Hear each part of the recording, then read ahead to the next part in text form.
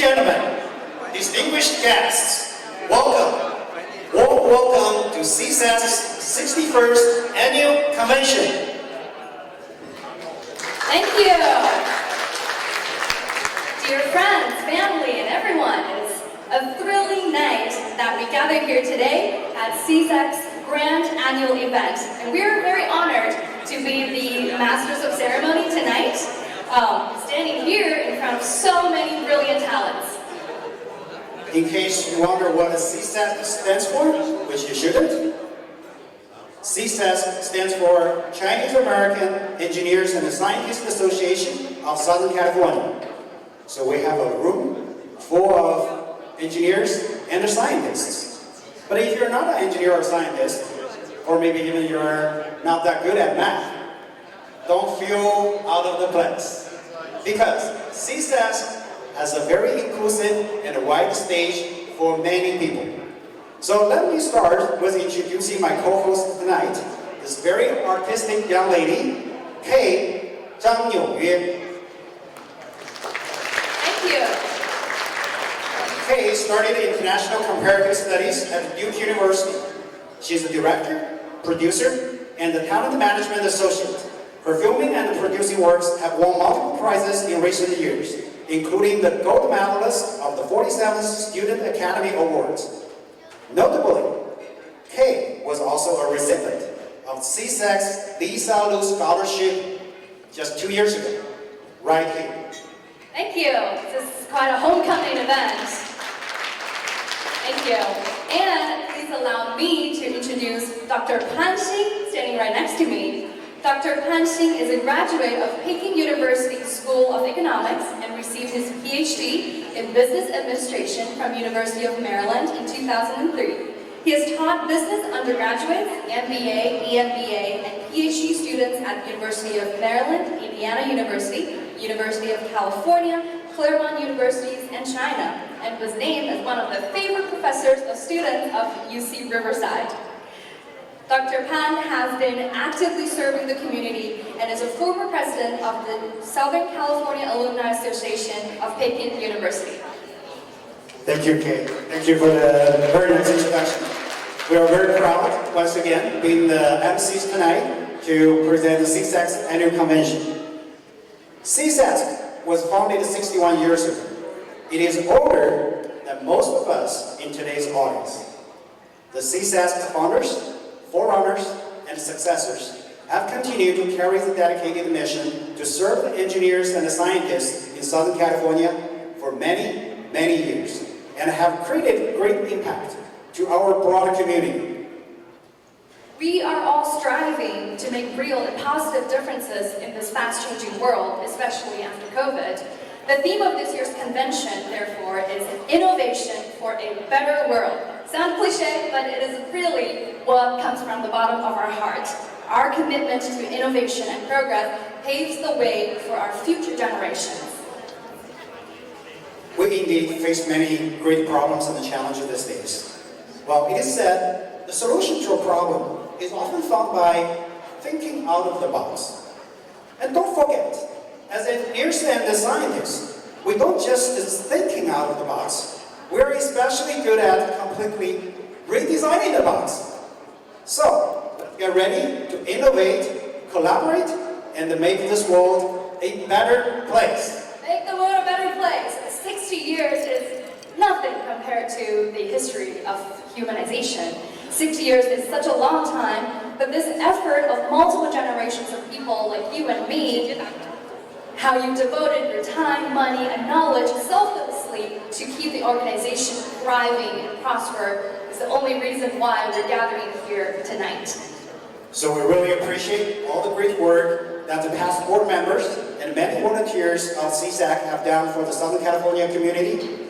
We also appreciate every one of you joining us in this grand celebration tonight. We would like to take a moment to thank our platinum sponsors of our event tonight. Ms. Wei Xuemei, PM, CFA at UBS, Magic Kids Robotic Lab, Jonathan H. Zhang, CESASC Scholarship Foundation, Anna and Zhang Jie Foundation, Lisa Lu Foundation, as well as our gold sponsors, BDP Envirotech, Modern Jewelers. We'd also like to thank the silver sponsors, friendship sponsors, and individual table sponsors. Today's event would not have been possible without your support. Your sponsorship really makes an impact and a big difference. So, let's raise a glass, or as Chinese, a chopstick, to each other, to the incredible work we do, and to the bright future that lies ahead. And let's get this convention started. Cheers! Thank you. And to start our program today, let's first show a video put together by CESAC executive team members to review the past great year of CESAC's achievements.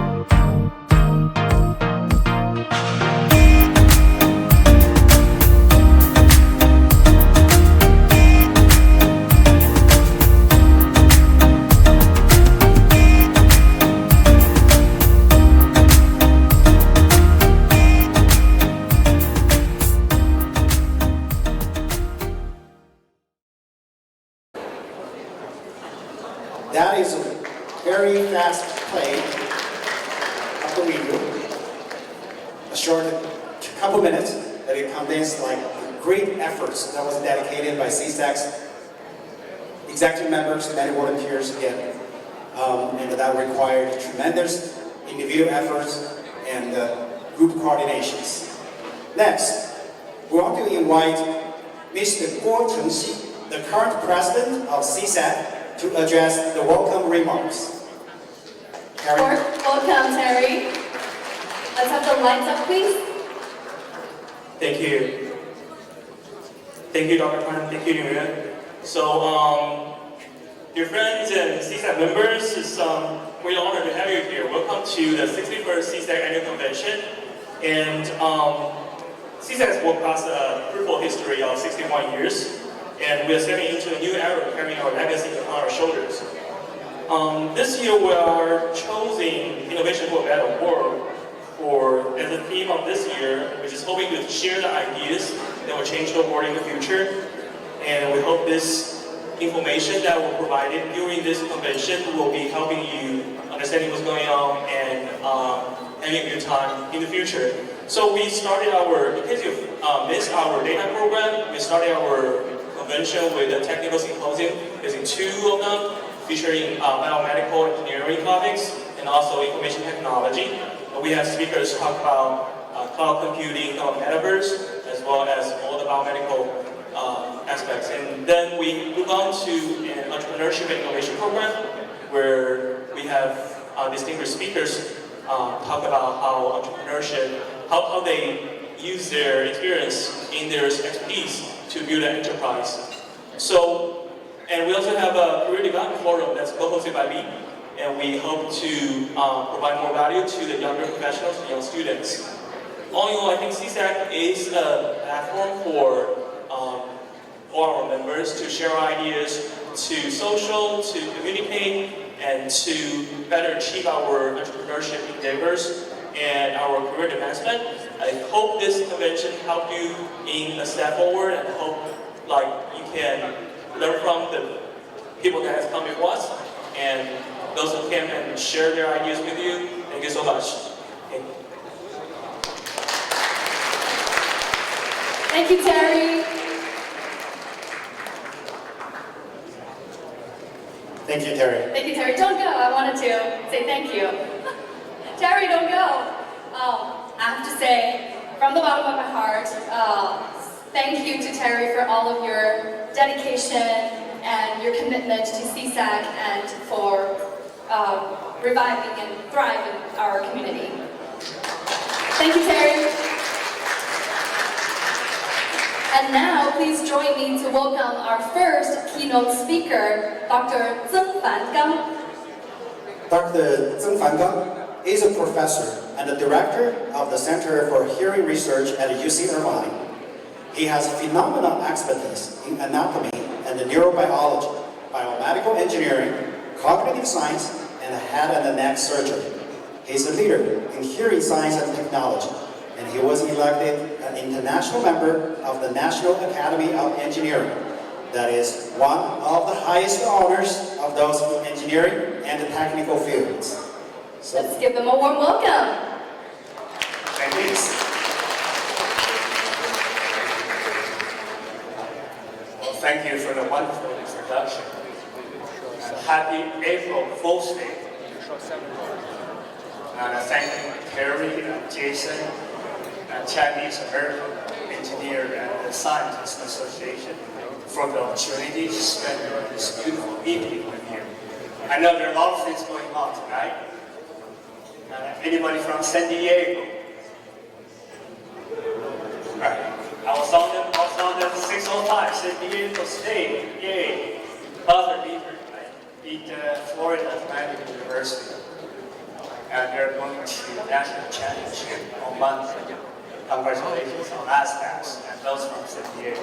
I love basketball. Yeah. I know I have a friend from UCLA. I'm sorry that maybe, but Andy didn't make it either. What I would like to share with you today is my personal and professional experience in leadership. Right?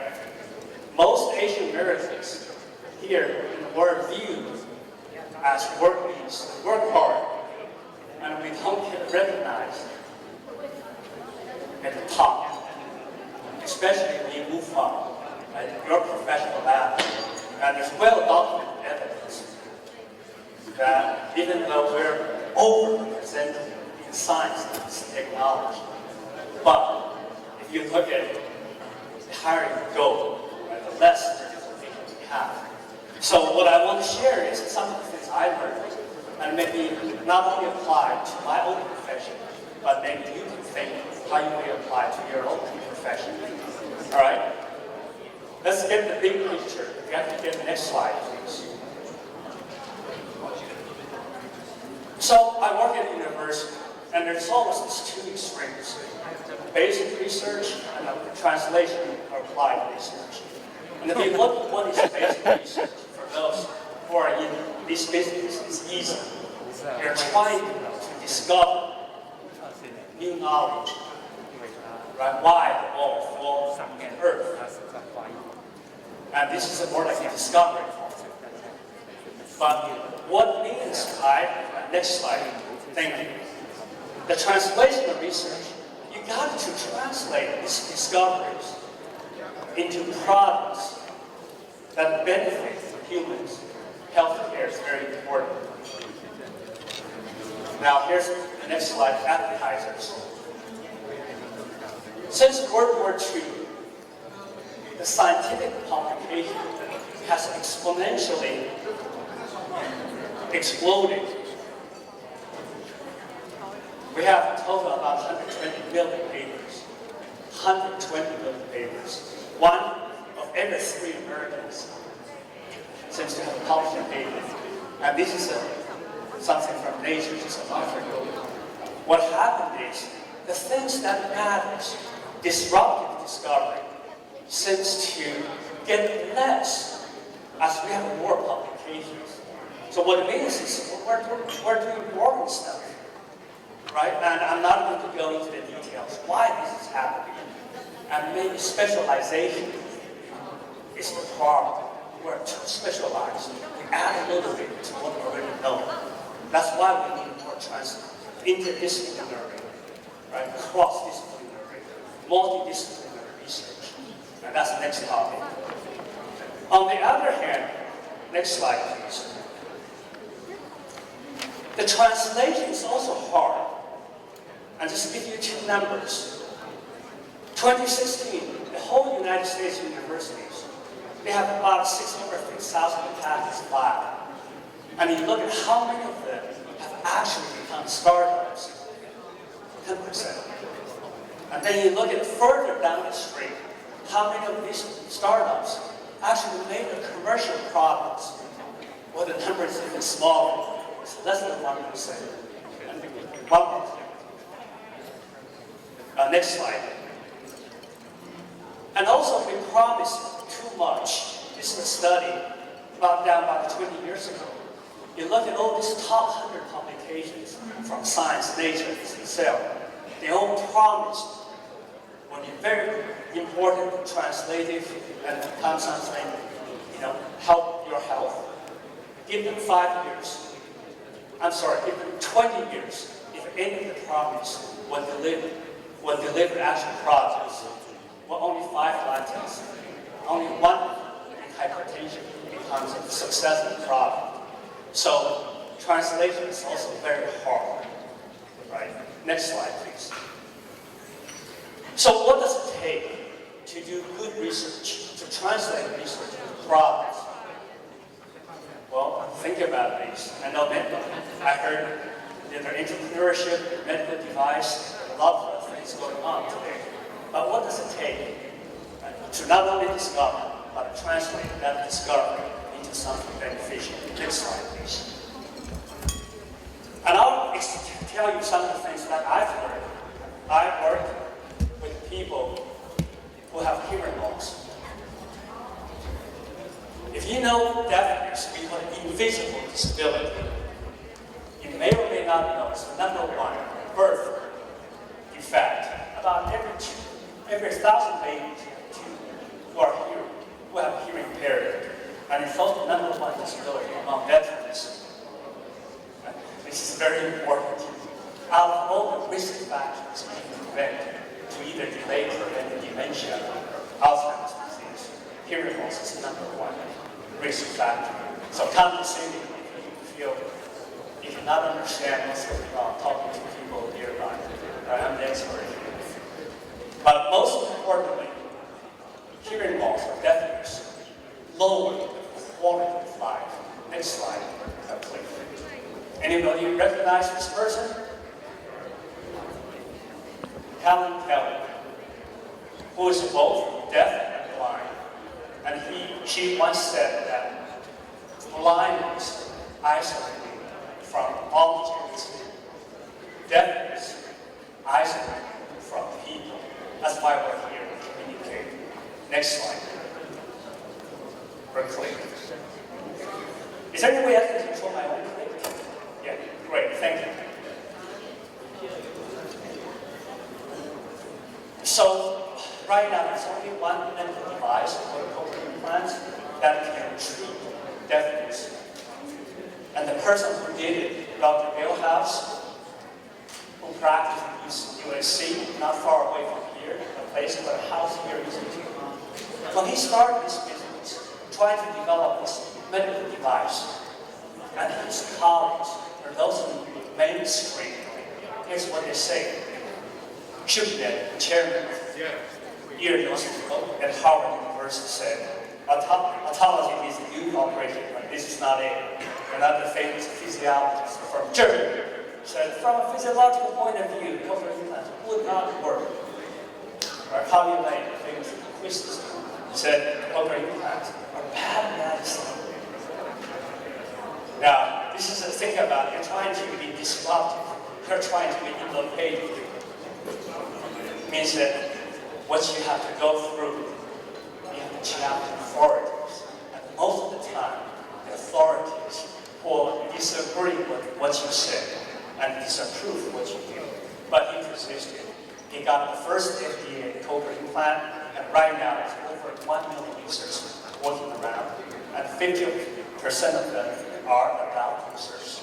And more importantly, about 500,000 children who are born with deafness, and now they have cochlear implants, and they can develop a language. They can go to mainstream schools. They don't have to go through education, special education program. And importantly, this breaks social stigma associated with deafness. I just love this picture. The father said, hey, you're a really cool kid, and I'll get a tattoo so I can go out and make a fashion statement instead of stigma. But cochlear implants also become a tool for us to discover basic knowledge. I remember I got into this field in 1990, went to LA, and they said, cochlear implants, we use it as a research tool to help us understand some of the brain mechanisms. And one of the things we did, right, was to find out that the brain is not linear. If you look at the psychology textbook, for over 100 years, people thought our brain is a passive device, it's a very linear device, doesn't do much. And we proved that's simply not true. So if you think about what leadership, reflecting is important. You have to be bold. You have to be confident, open-minded. This is an objective for those who think about what it will take to do good basic research. Most importantly, challenge an authority, challenge your boss, challenge your teacher. As a professor, nothing more bring more happiness to me than student challenge me. And I will use Wisdom Church's word to describe everything. The important leadership in basic research. Success is not final. Failure is not fatal. It is the courage to continue that path. So I'll move on.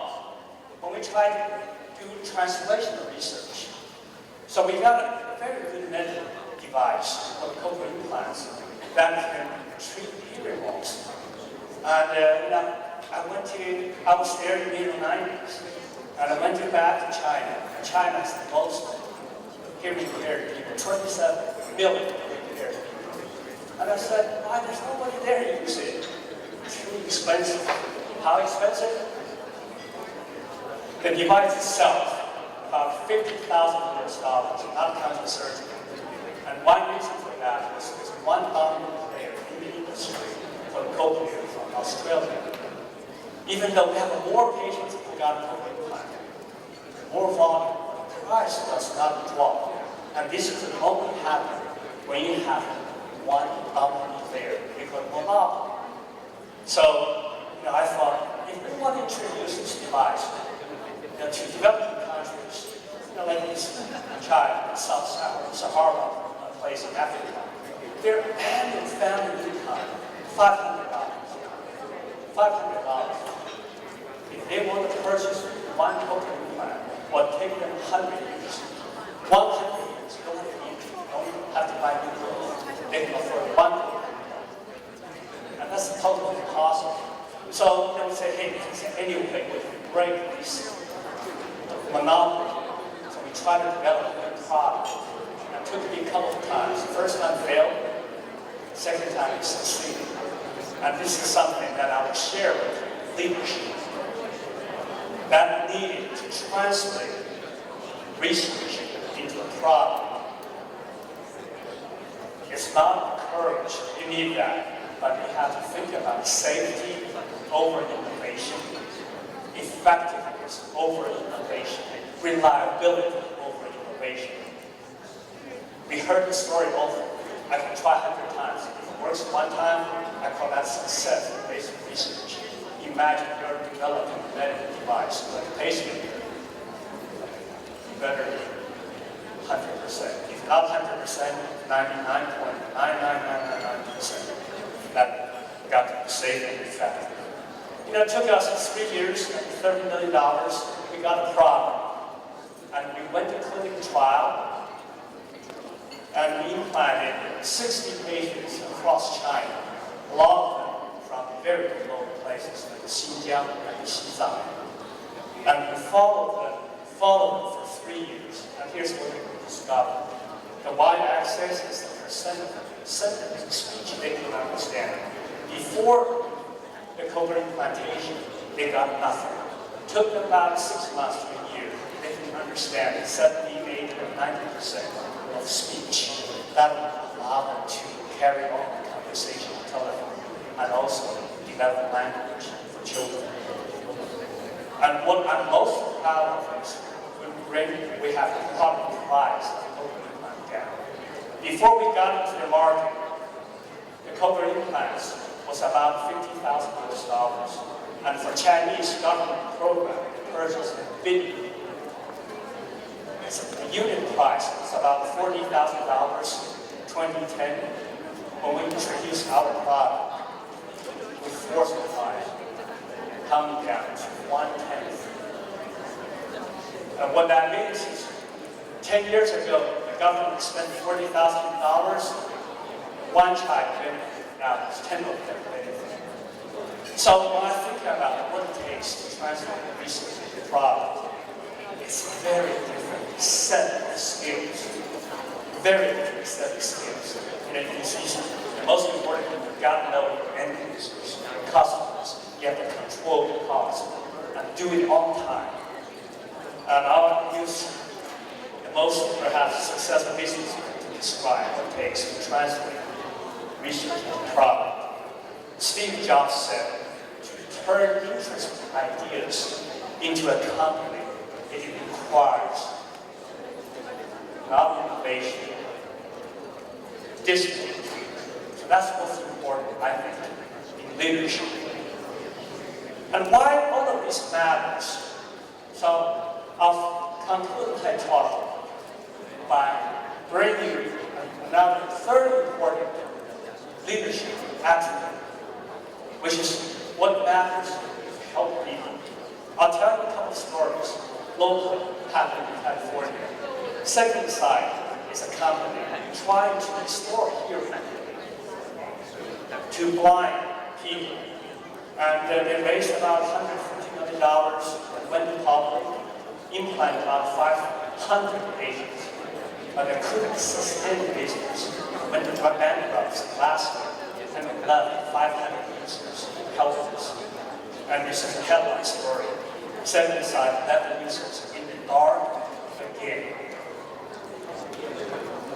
So we have to think what we need to do to make it more sustainable. And of course, any of you read Bad Law? And also this movie, Elizabeth Holmes, right? And for whatever reason, I think the idea is good. But there's something that basically crosses my mind. She didn't hold. And of course, as a result, she went to jail. So I thought inspired, fame, money, and power, and in addition to courage and discipline, we may need something else if you want to become a successful leader in whatever you're doing. And that can be something maybe a little bit of empathy, a little bit of motivation, passion, love. If you do good, and I'll finish my talk by showing you this picture. Mother Teresa said, kindness in your face, kindness in your eyes, kindness in your smile. Very important, she said. Let no one ever come to you without leaving better, and happy. Thank you very much for your attention.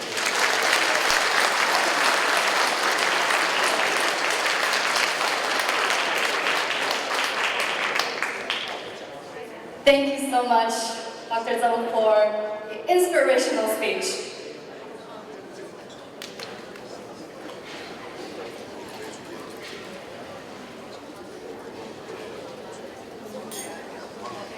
In recognition of Dr. Zhou's distinguished contributions to academia and our society, we're honored to announce that you are the recipient of the 2023 CESASC Achievement Award. We would like to invite Dr. Jason Wen, the Award Selection Committee Chair and 2011 CESASC President, to come on stage and present the award. Thank you so much. Dr. Jason Wen, please.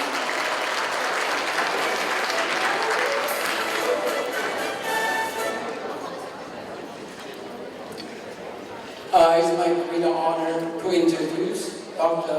Zheng Fangang, the recipient of the 2023 CESASC Achievement Award, for his remarkable contribution to the field of engineering.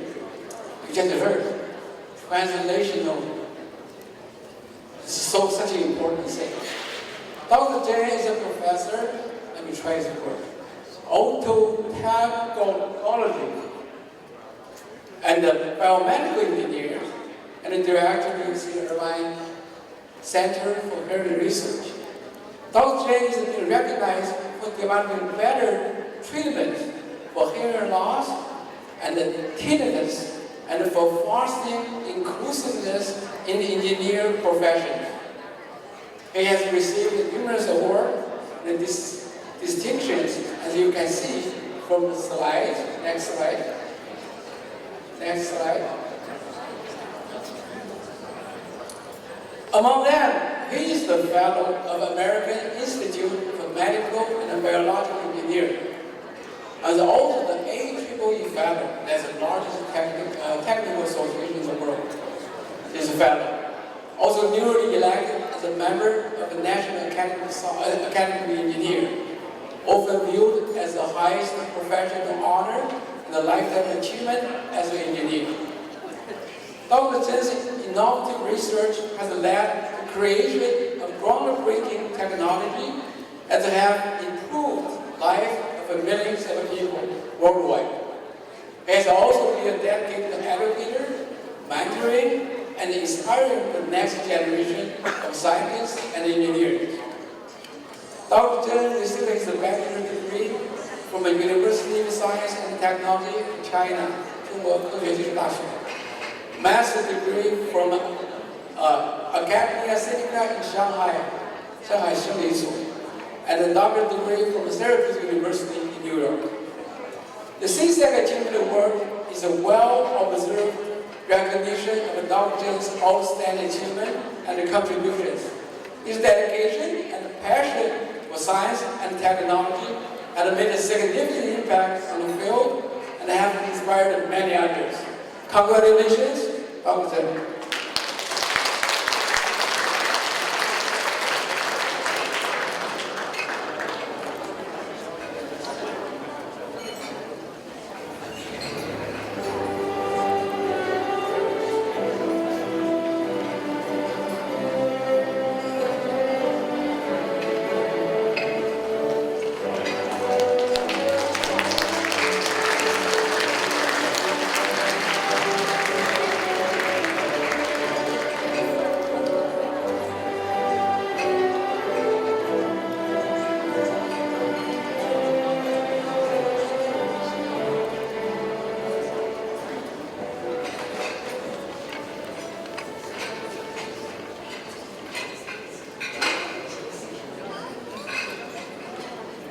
Thank you, Dr. Zheng and Dr. Wen.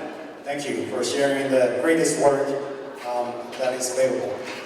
All this great accomplishment, as we are all very familiar with, can hardly be accomplished without 政府领导的亲自体会、亲自支持、亲自关怀. So, next, we're indeed very honored to have remarks and a certificate presentation by our elected officials. Please welcome Dr. Charlie Lu Chunyu, to introduce our elected officials. Dr. Lu is the chairman of Chinese American Political Action Committee and a former president of CESAC and Tsinghua University Alumni Association of SoCal. Let's give a warm welcome to Dr. Lu.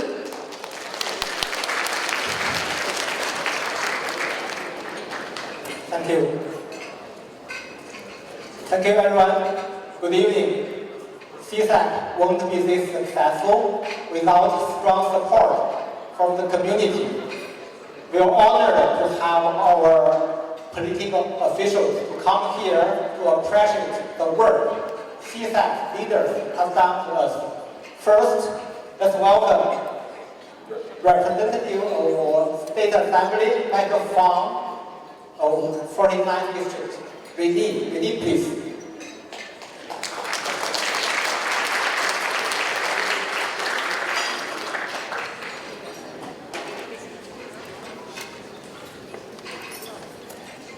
Hello, it's a great honor to be here today.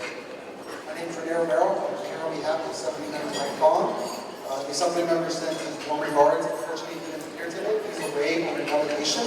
This is another country for members of the California State Assembly. I'm sending remarks thanking the Chinese American Engineers and Scientists Association of Southern California. Without this organization, we wouldn't have young professionals in both science and engineering helping make the world in California a better place. We truly appreciate everything you do to help your commitment in furthering the careers of your members and provide career and educational opportunities. We are here to present, on behalf of California State Assembly, we are here to present certificates of recognition to the Chinese American Engineers and Scientists Association of Southern California, as well as to the chairman of this group and President Terry Yap. Thank you for everything you do for the state and for young professionals today. Thank you so much.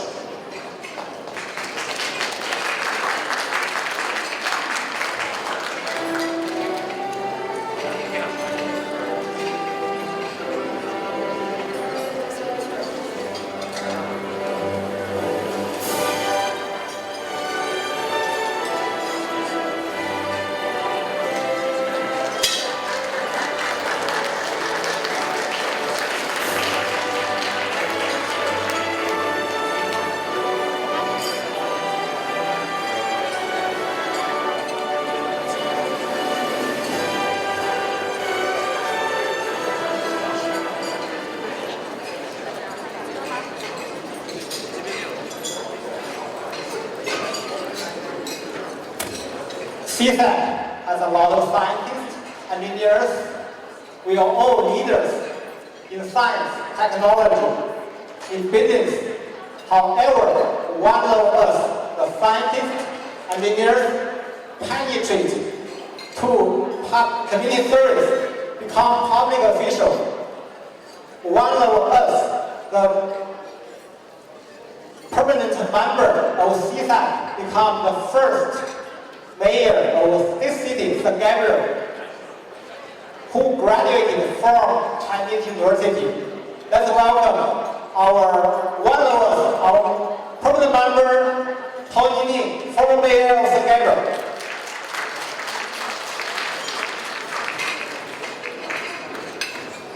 Thank you, Dr. Charlie Lu, introducing. First of all, welcome to my city of San Gabriel. I'm currently is a city of San Gabriel council member. I outgoing the mayor just 10 days ago. Right, it's right now just called a formal mayor. And I'm really glad to see the CESAC have the 61 years anniversary hosting in our city, the Hilton. I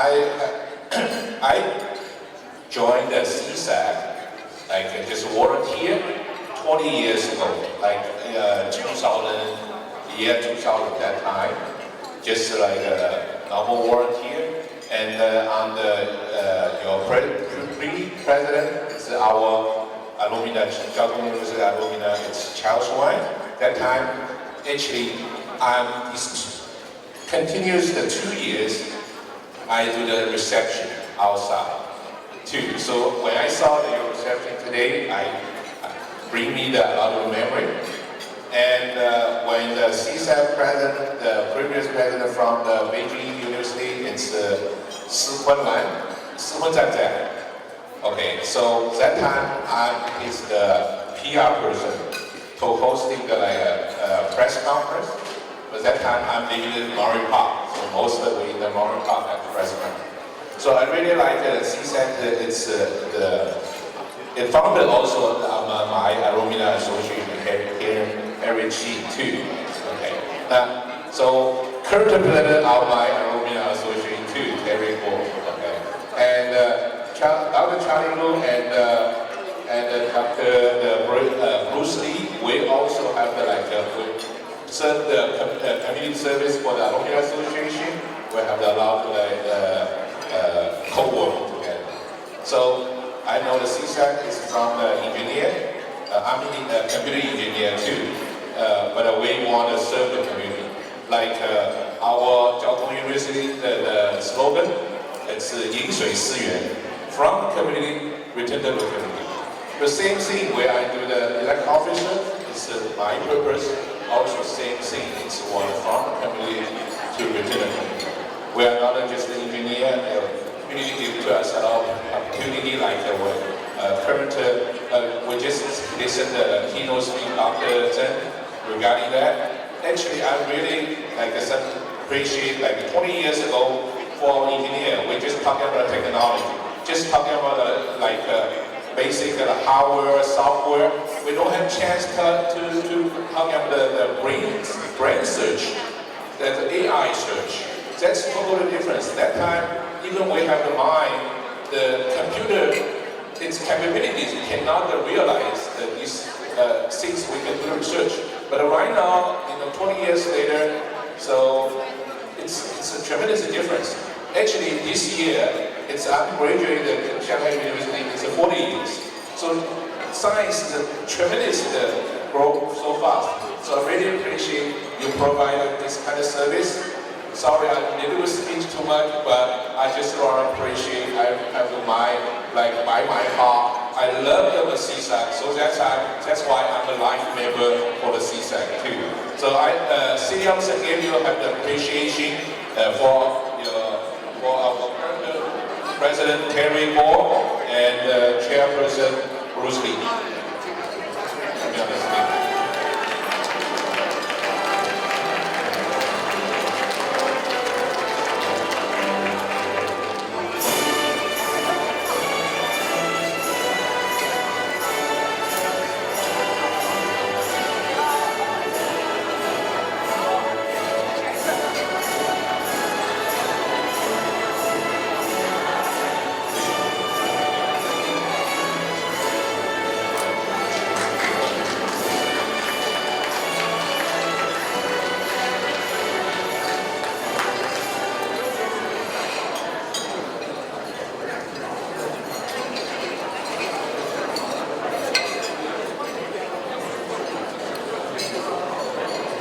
Thank you, Mayor Lee and representative from Microphone for your recognition of the work that CESAC has done and for bringing us the best wishes for the future. Well, our dinner is being served and you're eager for the great taste of food tonight. We're also adding an amazing appetizer for you. Let's welcome the CUAASC 丽园 Dance Team. 南加州中华高校校友会联盟丽园舞蹈队 They will bring us elegance and charm.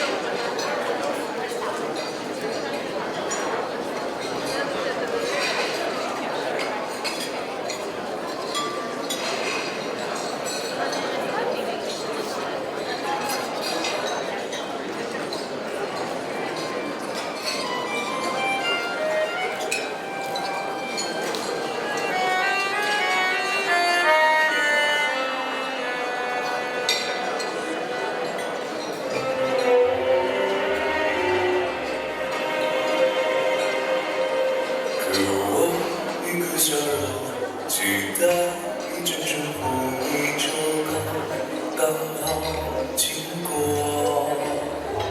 突然眼神交错，目光炽热闪烁，跨白日难找我。我像是着了魔，你心变成手，别奢望说多，怕是谁的美叫人难受。让我狠狠想你，让我想你无情，连一场雨我都舍不得回避。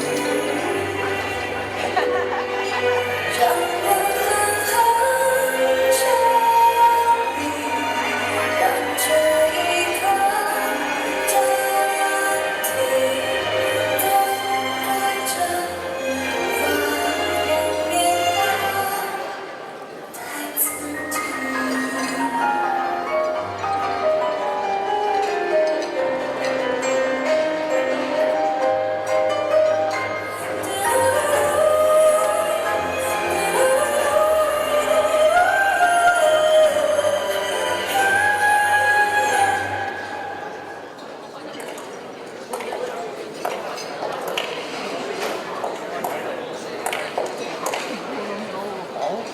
如果那个时候我有一张钞票，你会不会跟我走？如果那个时候还有一张船票，你愿意带我走吗？让我狠狠想你，让这一刻暂停，都怪这花样年华太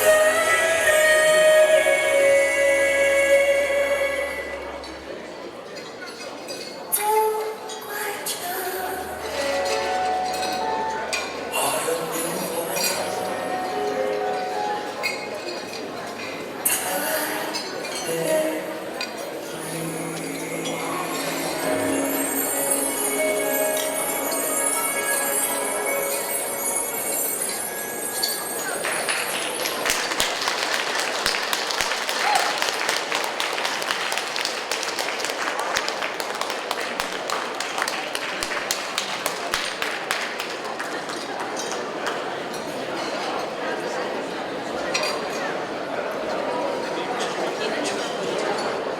Thank you, dear ladies, for your wonderful and charismatic performance. And now it's the proper time for you to chat around, walk around tables, shake hands, take photos with friends and family. Let's go ahead. And when our next keynote speech starts in approximately 10 minutes, we would ask you to remain seated again. Thank you. All right. So while you're enjoying food, feel free to go around, take photos for now. Today, we celebrate CESASC's 61st birthday. Over the years, CESASC has served as a platform to enrich the competence of Chinese American engineers and scientists, to broaden their career perspective, and to protect their interests and the right through organizational efforts. And next, we have a video for you featuring CESAC's legacy of the past 61 years. Please enjoy.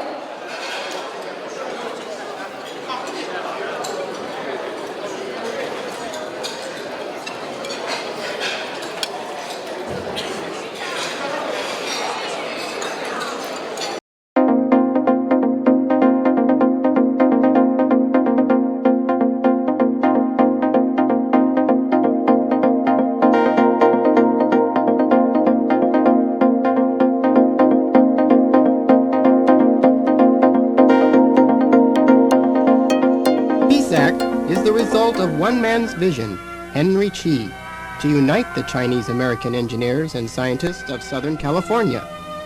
It all began back in the spring of 1961, when Henry Chi invited 14 good friends to discuss the formation of a Chinese engineers club. This club was officially established in the spring of 1962, and Henry Chi became the first president.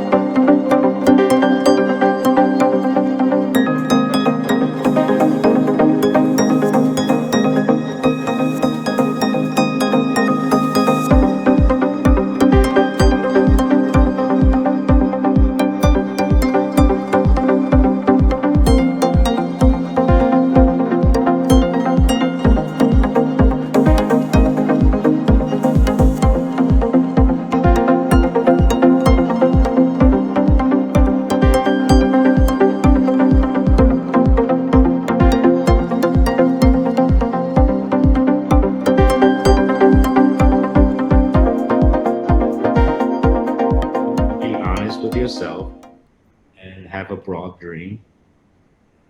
You know, people, whatever the color is, when they watch movie, they're not watching you, they're watching themselves. So you want to think about what you can share that inspire people, the audience, instead of they accept me as a minority. So what do I have to offer?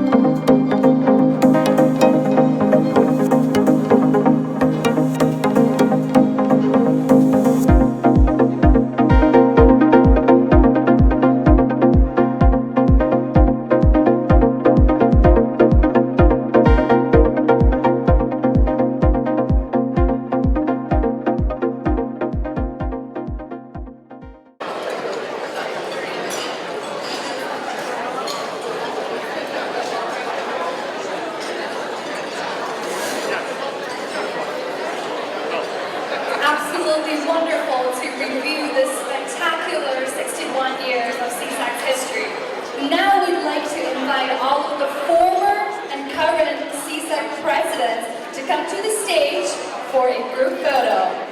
would like to capture this memorable moment and thank you for your dedication to CESAC over the years. And can we have the former presidents on stage, please?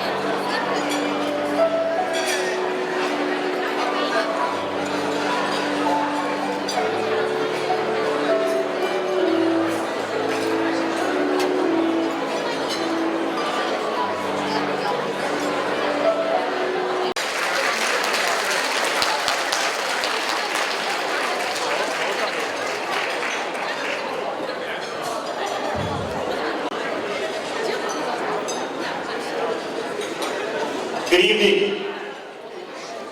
Hope everybody's doing well. For all the people in the back, there's going to be a pop quiz later. So pay attention today. Just kidding. So today I'm going to talk about the reason I relocated from LA to Singapore. I'm born and raised in Los Angeles, and growing up, my parents will know this, pretty much every single person who's ever met me knew me as the guy who would never leave Los Angeles. But now I live in Singapore, which is a short 17.5-hour flight away. So what got me to move to Singapore? So I'm going to share this amazing team that I work with to understand how we're looking at hoping to change practice in healthcare through what we call deep collaboration. So first things first, I wanted to acknowledge the team that makes this work happen. You're looking at a photo of my group, which not only includes engineers and clinicians, but includes behavioral scientists, healthcare economists, implementation scientists, all the way to people who work in the reimbursement sector. You're going to see about a 2.5-foot tall member of my group, not a researcher, that's my daughter in the front, what I really want to showcase is how our institute came to be and where we're headed. So we talk a lot about interdisciplinary research. It's a hot topic. It's been a hot topic for decades in innovation. And our team spends time training ourselves to explore this topic by asking ourselves questions like this, right? What will the world look like in 50 years? Right, and every single one of us in the audience has our own respective discipline, right? And when we ask this question, what will the world look like in 50 years? It's pretty natural for people to kind of default to their own area of expertise, to think about how will healthcare look. But what we do with our team is to challenge ourselves to understand what other sectors will look like, because it's all interconnected, all the way to transportation, all the way to insurance, all the way to the future of work in general, mental health, and beyond, right? And so with that mindset, I'm going to take everybody on a journey of how the Institute for Digital Medicine and how N1 does its work, right? So I'm going to start things off with my own journey of trying to understand other sectors. And so I review grants, large $50 to $100 million grants for places like Australia. and this is public info, one of the first grants that we ever looked at that was eventually funded was the first grant I ever reviewed that had an airplane, 3 helicopters, and multiple ambulances on the budget request form. Right? I think we're typically used to getting grants looking for cell lines, looking, et cetera, but this grant requested an airplane, right? And this grant was requested because in the outskirts of Australia, some people are hours away from their nearest healthcare.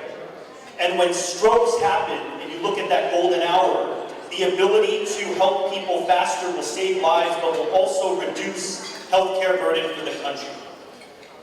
Being in Singapore, being 5 hours away from our nearest healthcare is not something people in Singapore think about, considering you can drive from one end of the country to the other in about 30 to 40 minutes, right?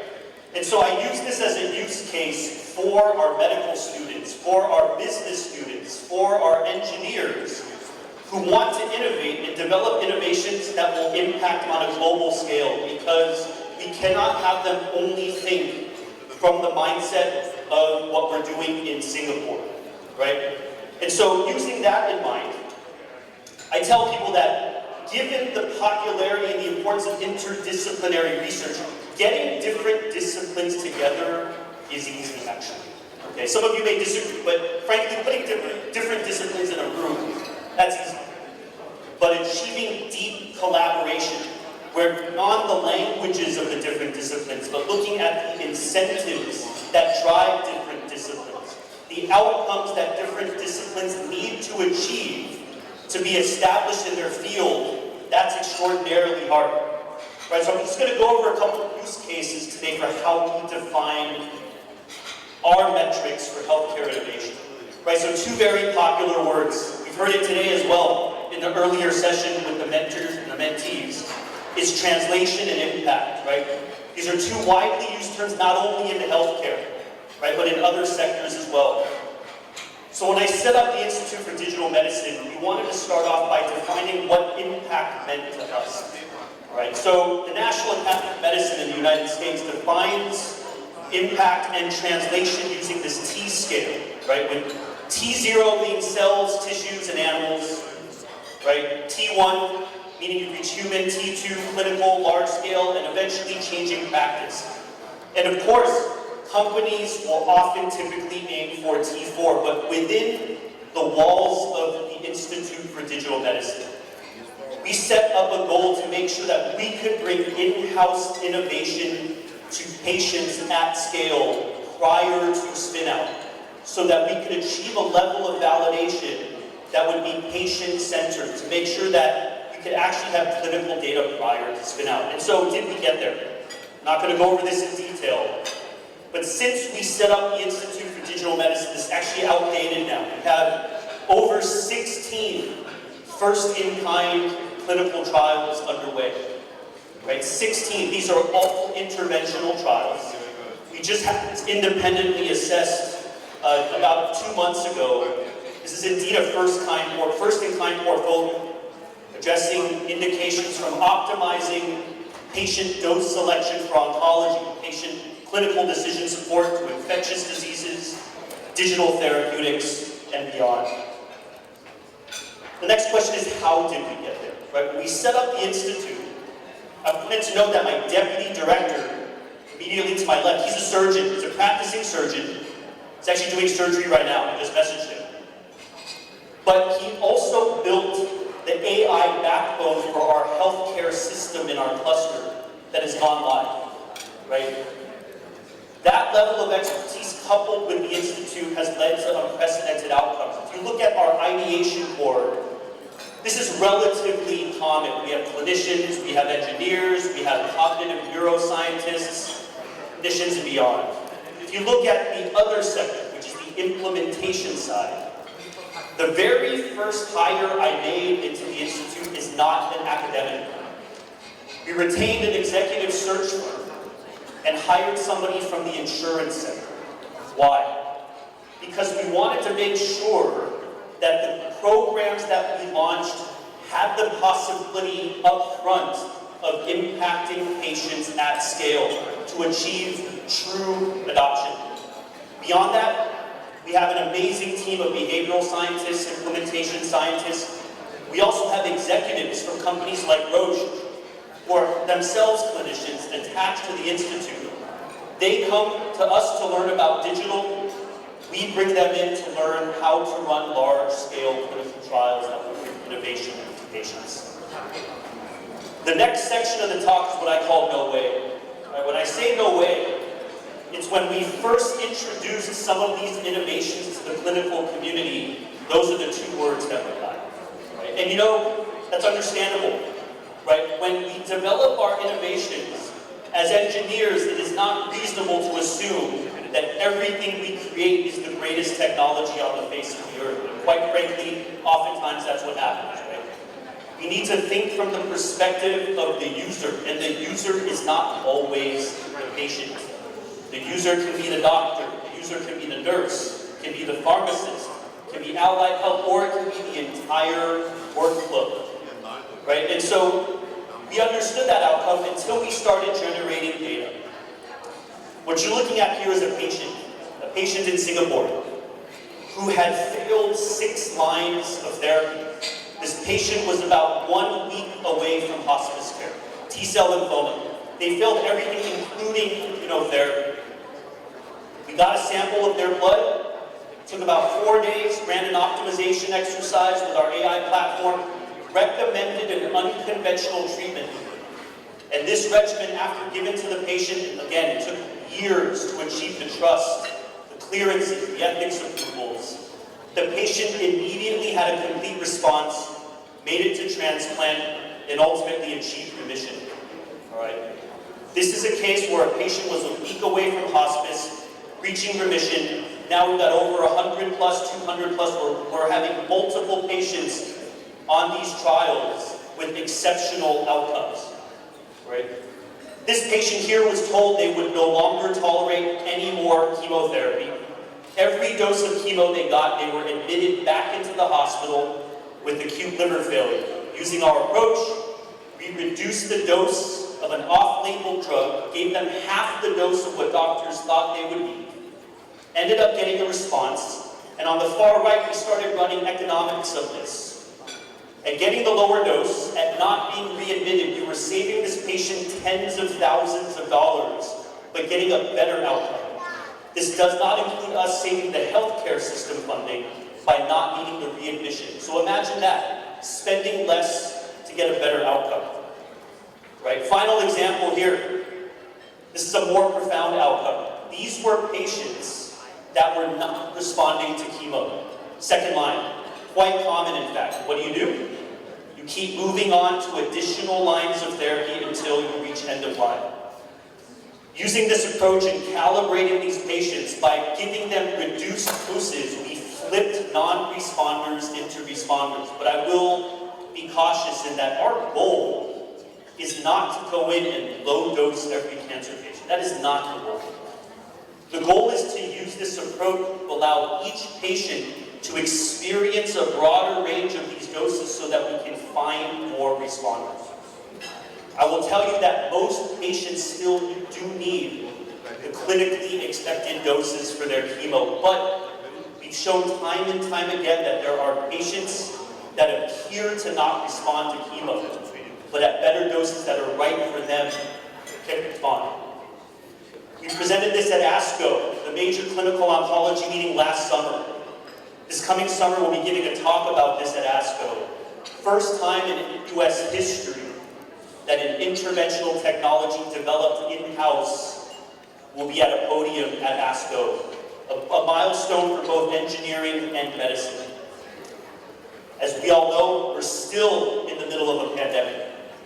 To address that, we put a team together, again, clinicians, behavioral scientists, implementation scientists. And we, in 2019, prior to COVID, built a team to develop a way to rapidly optimize combination therapies against, at the time there was no COVID, against any sort of outbreak, epidemic or pandemic. And we projected in 2019 that in the event of a pandemic, our need to rapidly prioritize or deprioritize therapies would be essential because healthcare systems and healthcare and industry will be overburdened, right? And so if you flash forward, we since developed a platform called Identify, which has since been used by countries around the world to prioritize and deprioritize therapeutic regimens, including multiple trials established due to Identify. By the way, for anybody interested in comic books, on the lower left, we even made a comic book about it. So we brought in educators, clinicians, senior management, senior administrators from around the world, and there's a link down there. There's a free download for a comic. And actually, interestingly enough, we didn't develop this for early readers, for children. We actually developed this for anybody who wants to learn about AI used for infectious diseases. We actually find that some of our most avid readers of this comic are lawyers. We actually realized that. We learned that over time. If anybody ever happens to come visit us in Singapore, we printed about 3,000 hard copies of this comic that showed up in March of 2020 to my office. About 3 days after they showed up to my office, we went into lockdown. So I've got about 2,900 copies still sitting in my office. So if you ever come to Singapore, you get I'll send you off with hundreds of free copies of this. All right? One thing I will mention is the WHO is going to feature this platform in one of its guidelines coming out in a couple months. Final example, relevant to everybody in the room. One of the most profound challenges of our time is the aging challenge, and it's particularly brutal in Asia. All right? In the next 10 to 20 years, there's every third person in certain economies will be over 65. And we are already seeing the effects of this in Asia. In fact, I'll use a personal story. My children go to a private school in Singapore, and over the past 6 months, drivers have retired at such a pace that there are not enough drivers to take kids to school. Right? These bus companies, they charter independent bus drivers to take thousands of kids to school every day. And when somebody wakes up and says, I don't need to drive my bus anymore, I have a pension, I just don't want to drive, no amount of money will get me to drive that bus. It creates real challenges. When parents can't go to work, when kids can't get to school, right? Beyond that, when people are aging, we have people who will cost the healthcare system money, but are also not spending into the economy. It becomes a profound crisis, right? One way to address this is for hospital at home, to reduce the number of people driving up healthcare costs when possible, when suitable. So we went and developed what's called a digital therapeutic. This is a widely emerging field that has already started to achieve FDA clearance and reimbursement. And we're using software as treatment. In the middle screen, you're looking at a multitasking software. Highly effective, developed by NASA. It's open source. We brought in animators from Lucasfilm to work with our senior community.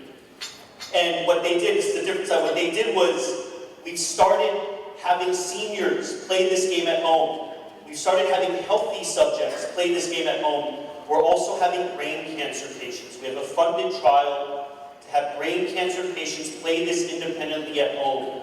And we are seeing profound and durable outcomes in enhanced cognitive performance. All right. Digital therapeutics for remote monitoring, but also intervention. So the final slide.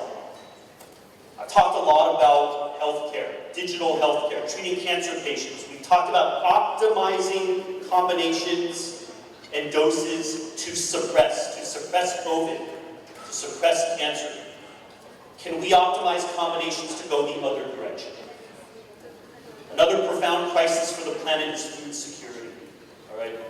By 2050, and I mentioned this during the earlier panel, by 2050 the world has to double its food supply, or we face a profound food security crisis. As we see with the Ukraine-Russia war, Turkey played a critical role in opening up the Bosphorus to allow Ukrainian grain to other parts of the world. In Singapore, right, where we depend on many parts of the world for food, the pandemic and the war brought about major issues. For everybody here today, I think it's no surprise over the past year or two of the pandemic, we've seen food prices rise profoundly. So in our team, we asked ourselves the question, can we optimize combinations to go this way and to increase food yield?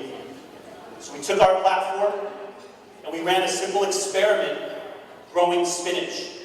And by optimizing the right ingredients for spinach growth, we increased yield from our proof of concept experiment by 30%.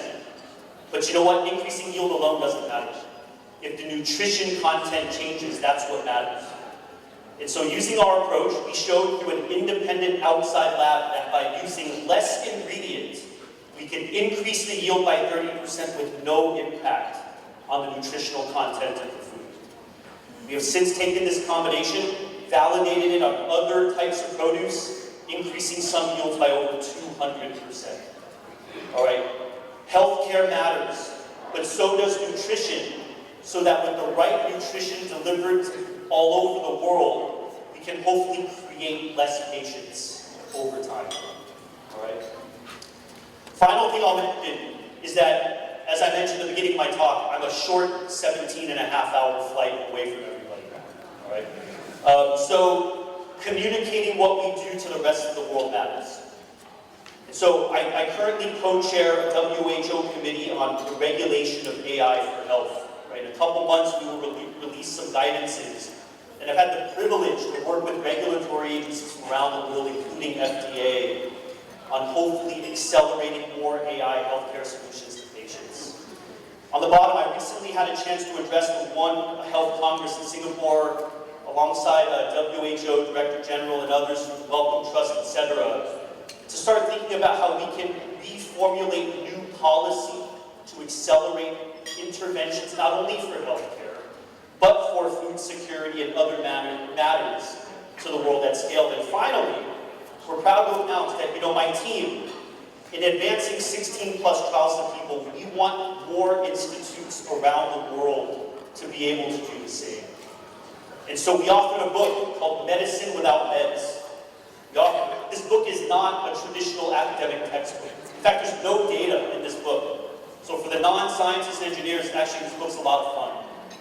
It provides a roadmap for how to accelerate digital innovation to patients faster, but also safely. I had the privilege to co-author this with 2 of the members of my institute. For any of you in the audience who've seen the movie La La Land, one of the stars of that movie, D.A. Wallach, who's a renowned musician, actor, and now investor, wrote the foreword for the book. And the conclusion is written by Dr. Eddie Martucci, CEO of one of the major digital therapeutics companies in the world, among the first to achieve FDA both clearance and reimbursement as well. So this book, 100% of our proceeds are being donated to patients. Right? We're giving all of it back to patients. This book comes out in October. This is our gift to, hopefully a gift, to the digital innovation community to help more institutes, more entities bring their solutions to patients. All right? So to conclude, I want to re-acknowledge the team that makes this happen. Right? It is a privilege to work with this group, and I learn from them every day. I think what makes what we do possible is that whenever we approach a problem, we walk into the room, each of us being able and willing to admit what we don't know. And with that wall down, it allows us to engage in the proper discussions to allow us to work across disciplines in a deep manner, right? To make sure we understand what's driving the person across from us. Some of our collaborators don't want to publish papers at all. They need to publish books to be considered successful. Some of our collaborators need to publish white papers, right? And so our ability to understand what drives our collaborators is what has allowed us to do what we've done today. So it's a privilege to work with everybody. That concludes the presentation. I just, on a personal note, I think I was probably about this tall when I first started interacting with CESAC. And so it's a real privilege to see many friends and colleagues in the audience today. I wanted to thank everybody for the opportunity to be here and wish everybody a pleasant evening. Thank you.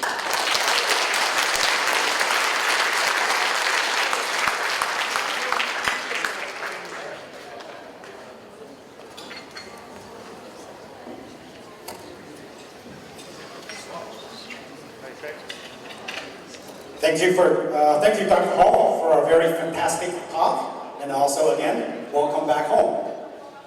We're very proud to announce that Dr. Hall is a recipient of the 2023 CESASC Achievement Award.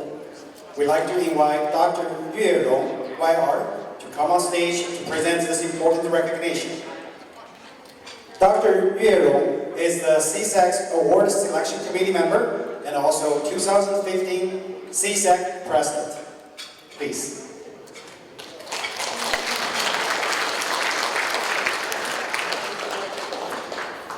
For those who care about the college basketball, you come leading my answer. Okay. On your program, actually, this is Dr. Jason Wen's honor. But tonight I will be Dr. Jason Wen for a moment. It's truly my honor to introduce our.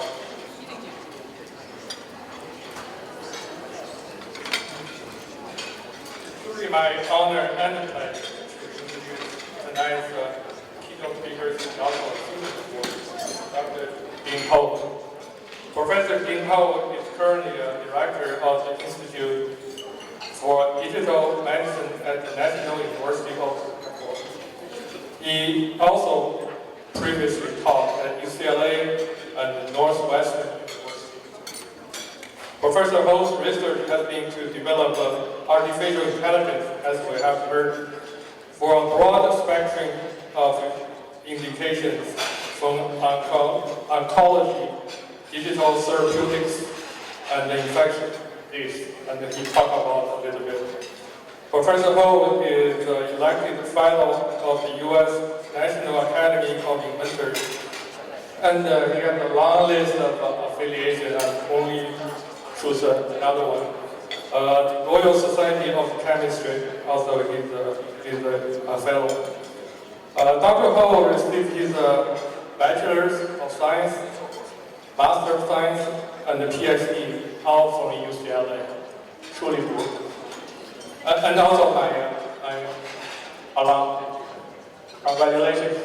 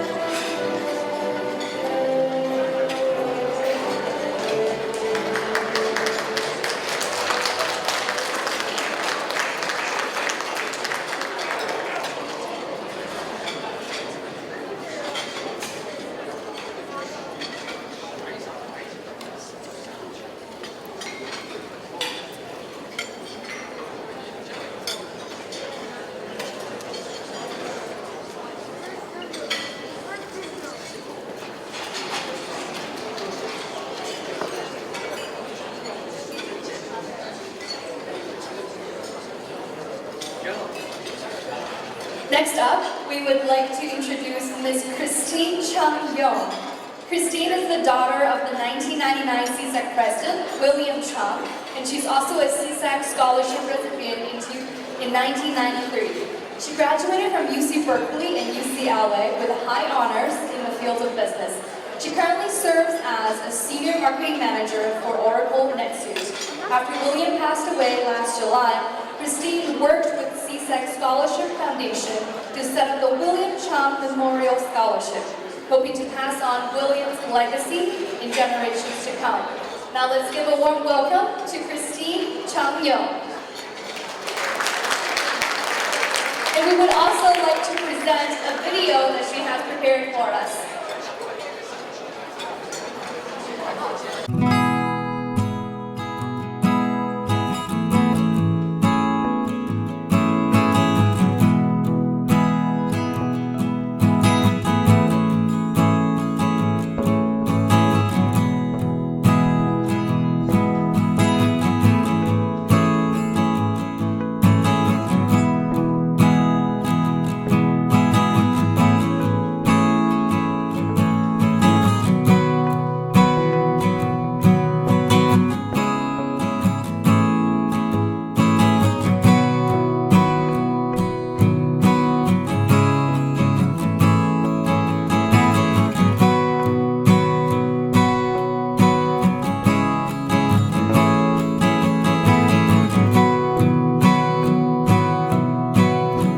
Bill's presidency started in 1999 and it carried the CESAC into the 21st century. I was the board chairman during that time, and we met quite often. I remember Bill as a talented leader with a warm personality. One of the moments that stands out to me was back in 1999 when Dr. Wen-Ho Lee of the Los Alamos National Lab was charged for espionage for China. The accusation led to biased and derogatory statements against Chinese Americans working at all high-tech places in the U.S. Bill then accepted the interview from the New York Times. His comments was quoted in a first-page article where he took a strong stance by saying, "We are going to support him morally and monetarily." And I have been getting a lot of calls from our members. They are very upset and angry. The New York Times recognized Bill as the president of CESAC with 1,000 members. Bill's efforts highlighted CESAC in the mainstream media, which I think it was an important event for CESAC to record. Bill, thanks to all you have done, and we will all miss you.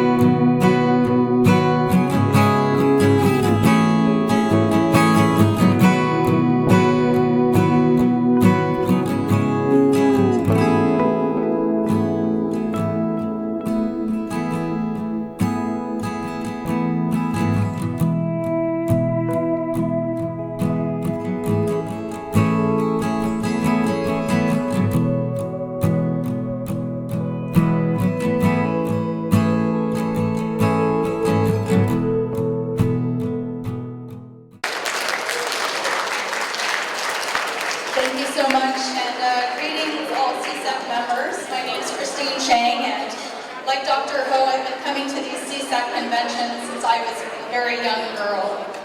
You see, my father was William Chang, or Bill Chang, and he served as president of CESAC in 1999 to 2000, and was also on the CESAC board from 2002 to 2004.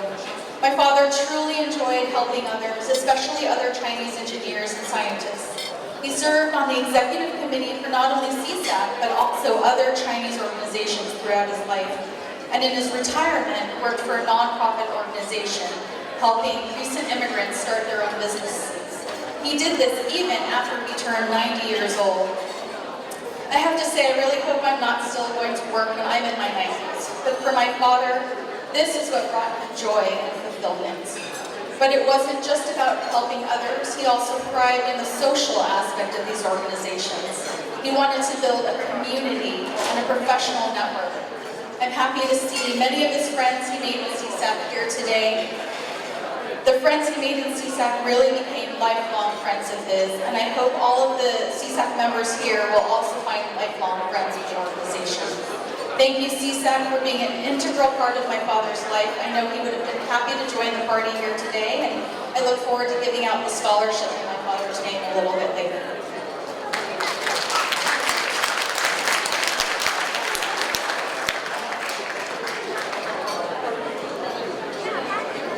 Thank you, Christy.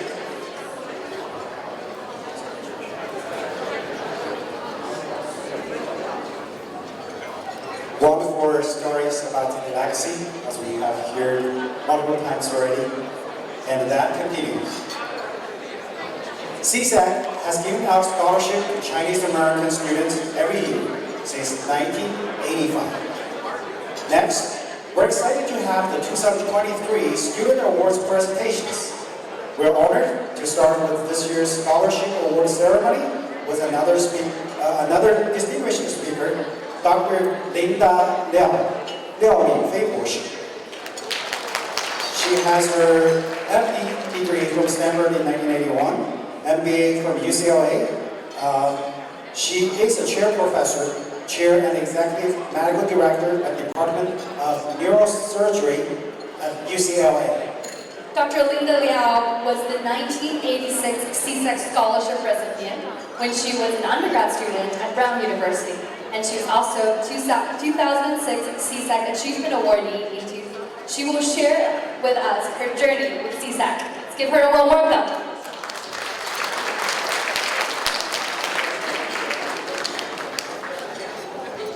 Thank you, everybody, the organizers, for inviting me here tonight. And congratulations to the CESASC Scholarship Awardees of 2023. It's really a pleasure for me to be able to join you all in this wonderful celebration. And I must say, I was so impressed with the talks that you were saying with Dr. Ho. One thing I love about coming to this convention is that, there was such smart people. Everyone's incredibly smart here. I was asked to give some comments on behalf of the prior CESASC Scholarship Awardees and talk a little bit about my own journey at CESASC. As we said, I myself was a CESASC Scholarship Awardee, just like those of you in the audience, back in 1986. And I remember filling out the application. It was a paper application at the time. I put it into my IBM Selectric typewriter because there was no email back then. Typed out my application, put a little stamp on it, and then mailed it in. And surprisingly, I got this award. And at that time, the award was very special for me. It was a very special award to me because it was given by people who looked like me. I didn't have any Chinese American biochemistry or engineering faculty mentors when I was at Brown as an undergraduate at the time. And nobody in my family was actually in science or engineering. So it was very special to me to be recognized and sponsored by a group whose mission is dedicated specifically to advancing the careers of people like me, Chinese Americans in Southern California. So a year after I got the CESASC scholarship, got into medical school at Stanford, and then I went to UCLA to do my neurosurgery residency and then a PhD in neuroscience.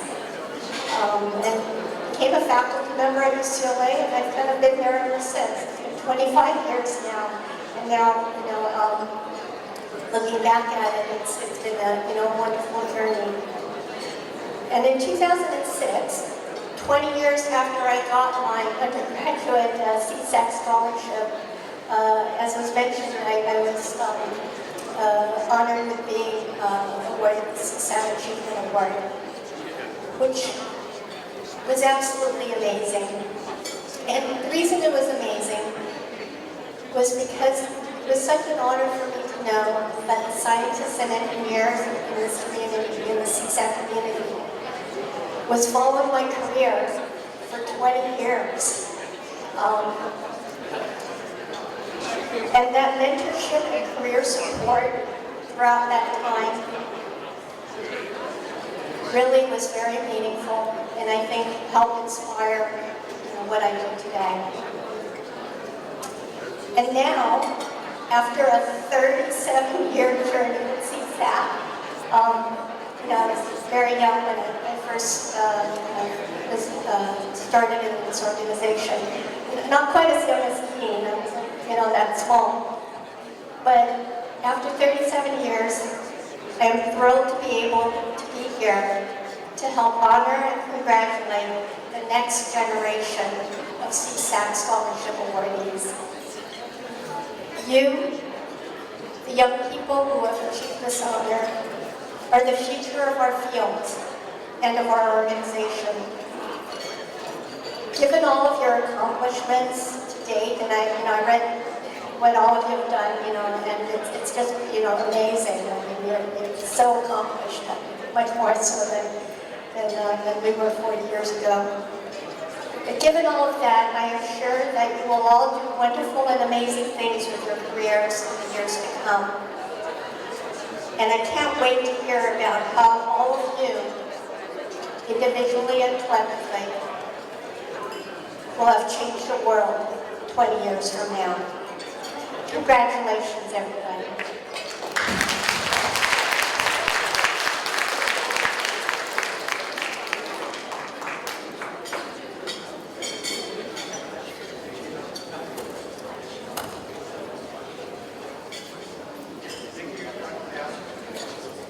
Thank you, Dr. Liao, for sharing your journey with CESAC. I know we have a lot of students, some students I would say, actually not a lot of them because you're highly selective, being selected for this year's scholarship. And you're excited. We'll let you continue to be super excited for a few minutes, and we're going to announce the winners. Okay? Next, we have a very important event for tonight. Now, please join me in welcoming Dr. Xu Dongjia, the CESASC Scholarship Committee Chair, to announce the winners of the CESASC Scholarship and the Lisa Liu Scholarship.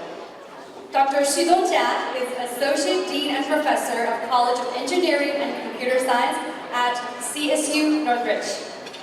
Please come on stage, Dr. Zhang. Thank you.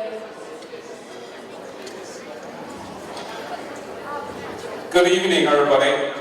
Do you have a good time? Good. Now it's the moment for our young students. A heavy-duty load here to deliver our scholarships.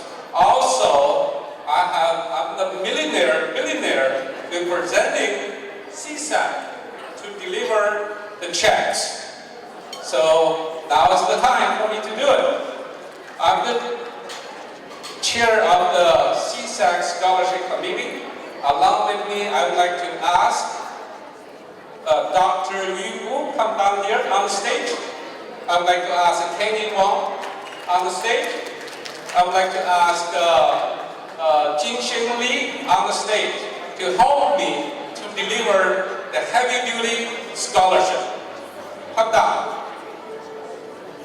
Also, I would like to ask Linda Liao and also Christine Zhang to be here with me so that we can deliver the checks.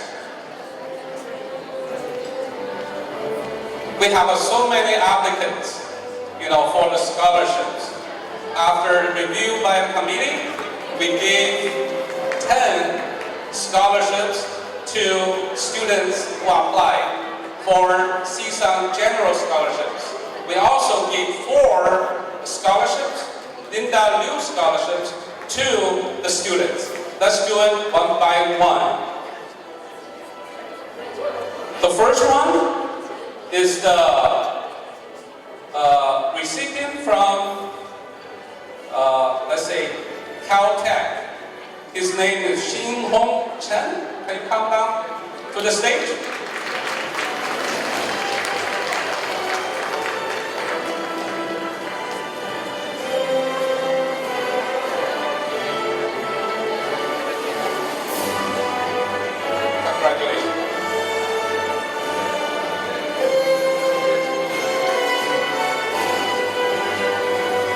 Second one, Han Lu, can you come down to the stage?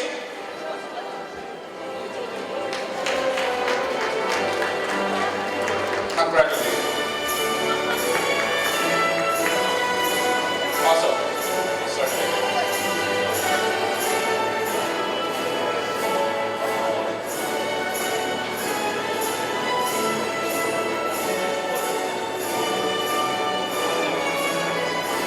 Okay, the third one, Bowen Wong.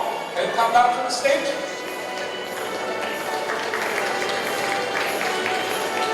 Congratulations.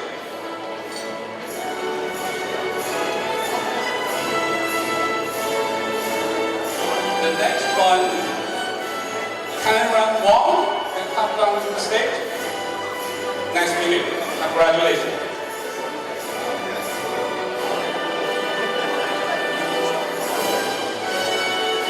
The fifth one, Yang Lu, come down to the stage. Congratulations.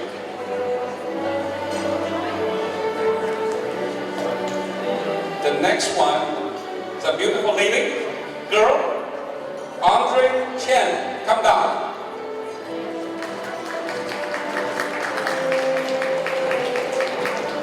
Congratulations.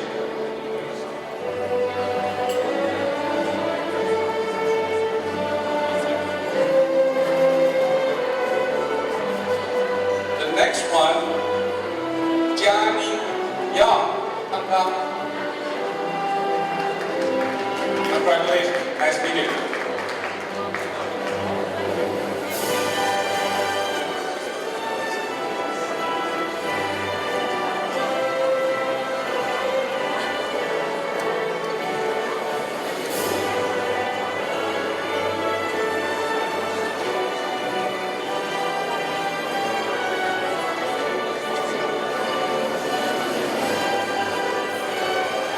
Next one will be Brandon Brooke Snyder.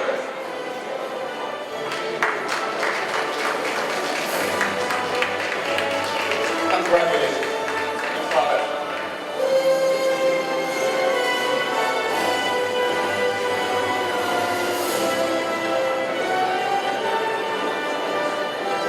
Next one will be Yuan Wu, Dr. Oh, it's a student. Yes, this student in UCLA. Come down.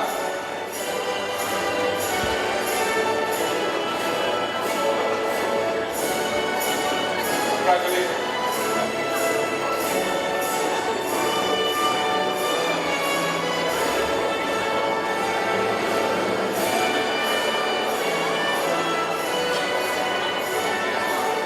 The last one for CESAC General Scholarship is Crystal Lee. Come down.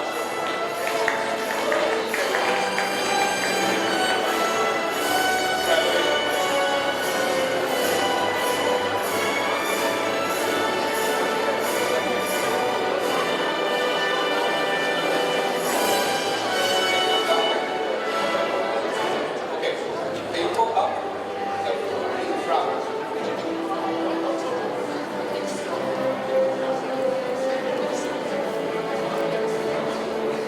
Maybe we got two lines. Maybe the girls lead down on the first line.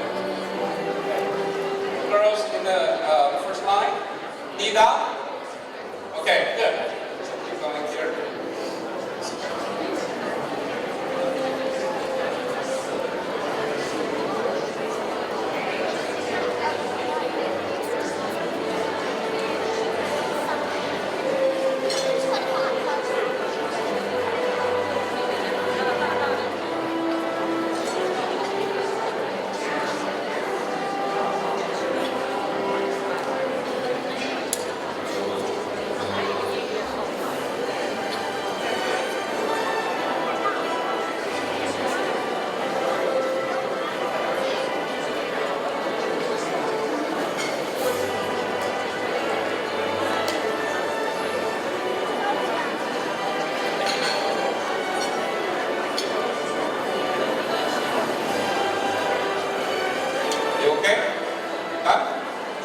Okay, thank you.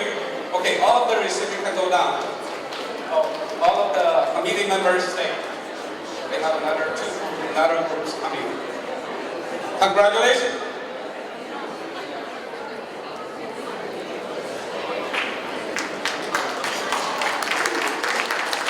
Congratulations, all of you.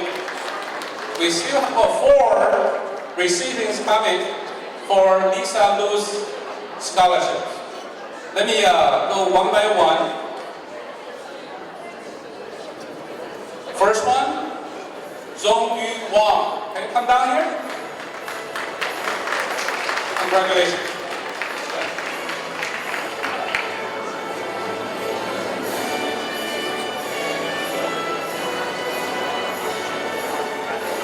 The second recipient for Lisa Lu Scholarship is Jin Sui Song. Come down. Congratulations.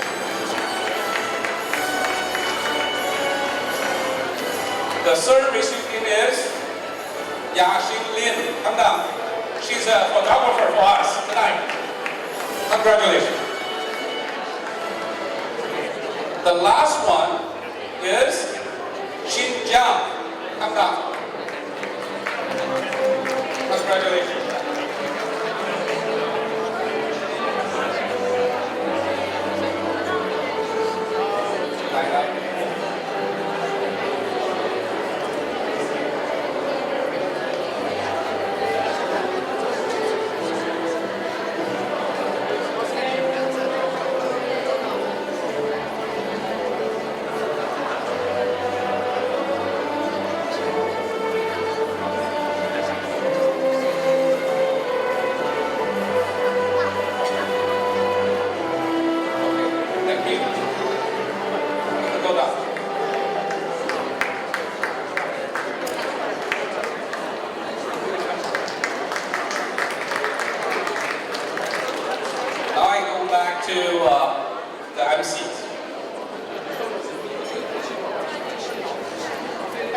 Thank you, Dr. Zhang.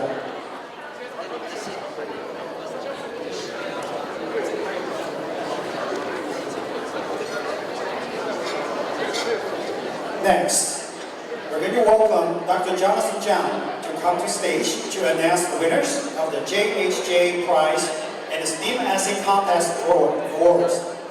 Dr. Zhang is the committee chair of these two contests and the principal scientist at NASA's JPL. Dr. Zhang has hosted many informative STEM seminars at CESASC and inspired many people's interest in science and technology.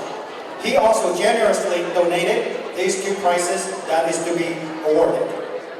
Please, Dr. Zhang.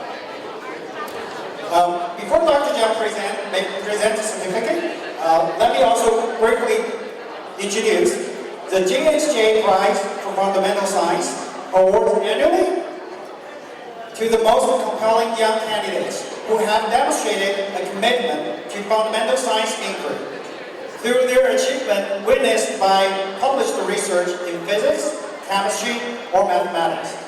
The JHJ Prize is an honor reserved only for our highly accomplished young scientists at age 26 or younger who have dedicated their talent to science. So, please welcome Dr. Zhang again. Okay, thank you very much. I think the greatest joy in my life is to see the children's success. Not only my children, but youth as well. So let me announce 2023 Mathematics Prize 数学奖获得者李忠义 for fundamental development of a new neural operator for partial differential equations that can parameterize the integral kernel directly in Fourier space. The findings of this study enable more efficient and accurate simulations, leading to better predictions and decision-making in many applications. 钟义礼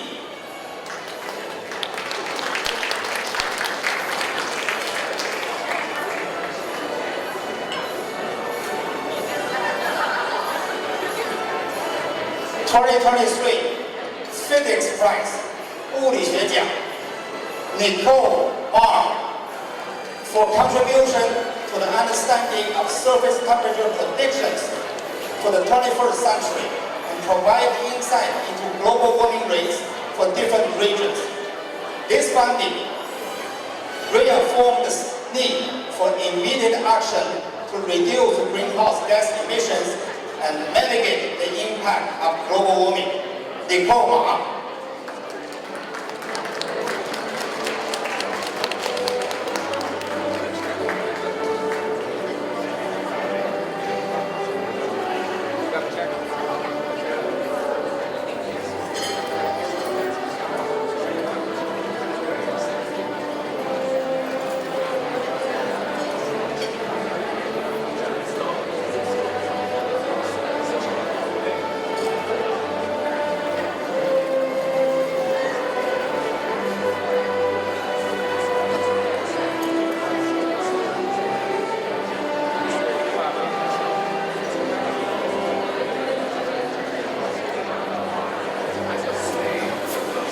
The next category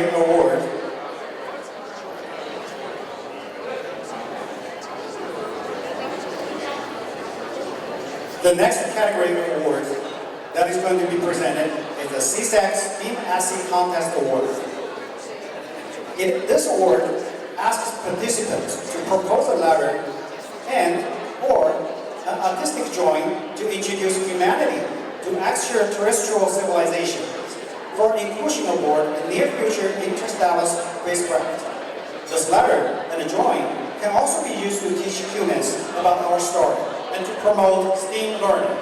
So let's invite Dr. Jiang again on stage to present this award. Dr. Jiang, please.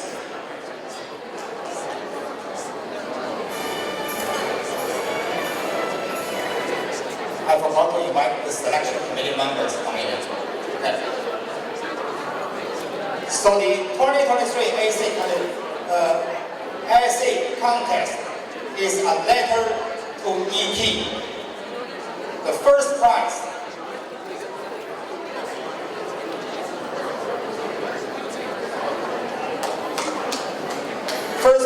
three people. One is Lilian Guo.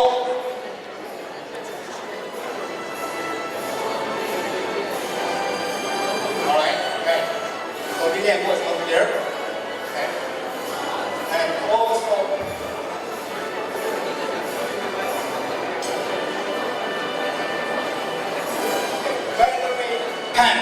Valerie Pan.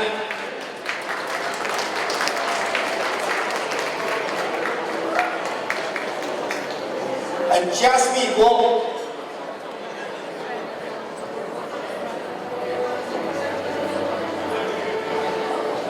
The second prize, a letter to the ET.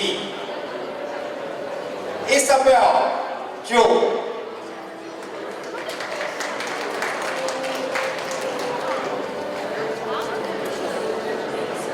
The third prize, Yan Su. Up there.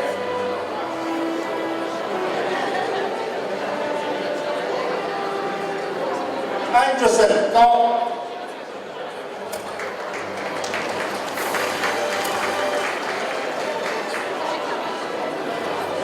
Kyle Gao.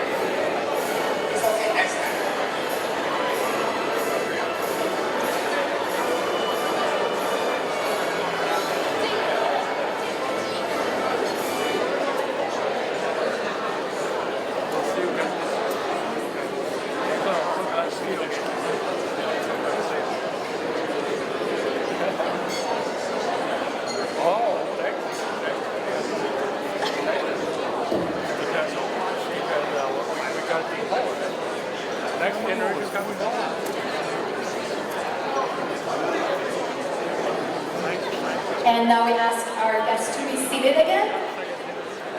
Next up, I would like to introduce our sponsor for tonight, Ms. Angel Liao, who's the founder and CEO of Magic Kids Robotic Labs. And she will introduce her company to us and give us a warm welcome. Thank you. Thank you everyone.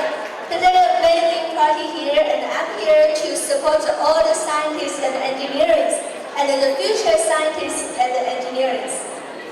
When I was young, I would like to know more about robotics and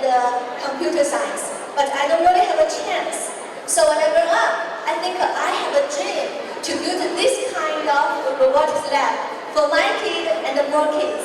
As you can see on the screen, I hope one day our robotics lab can provide the kids play the drum on top of our lab and also have a very cool classroom for them. And they have a green screen to create any kind of media art they want. And we also have an underwater workshop for them to try some robot underwater. But the truth is that we start from now in Los Angeles and also in the whole California, till now in the whole market, and in the future maybe globally, we have a lab to provide all the courses and events for students from K to 18. So most of them are very young. Lots of people ask me, when can my kid start from learning robotics and computer science? I tell them, because the technology development is so quick, and today there are a lot of tools and the device can help your kid. When they just begin studying language, they can study computer science, robotics, and programming. So here is some of our lab pictures. The first one is my imagination, but the rest of them are the real locations in California, especially in Los Angeles. We start from Studio City. Now in Irvine, Chino Hills, Diamond Bar, Climate, and Torrance, Simple Side, and Diamond Bar, and Fremont, and Mountain View will have Magic the Robotics Lab. Today we have some of our lab owners here. That is from our Diamond Bar Lab and the Irvine Lab. So they are amazing young people, create amazing future for our kids.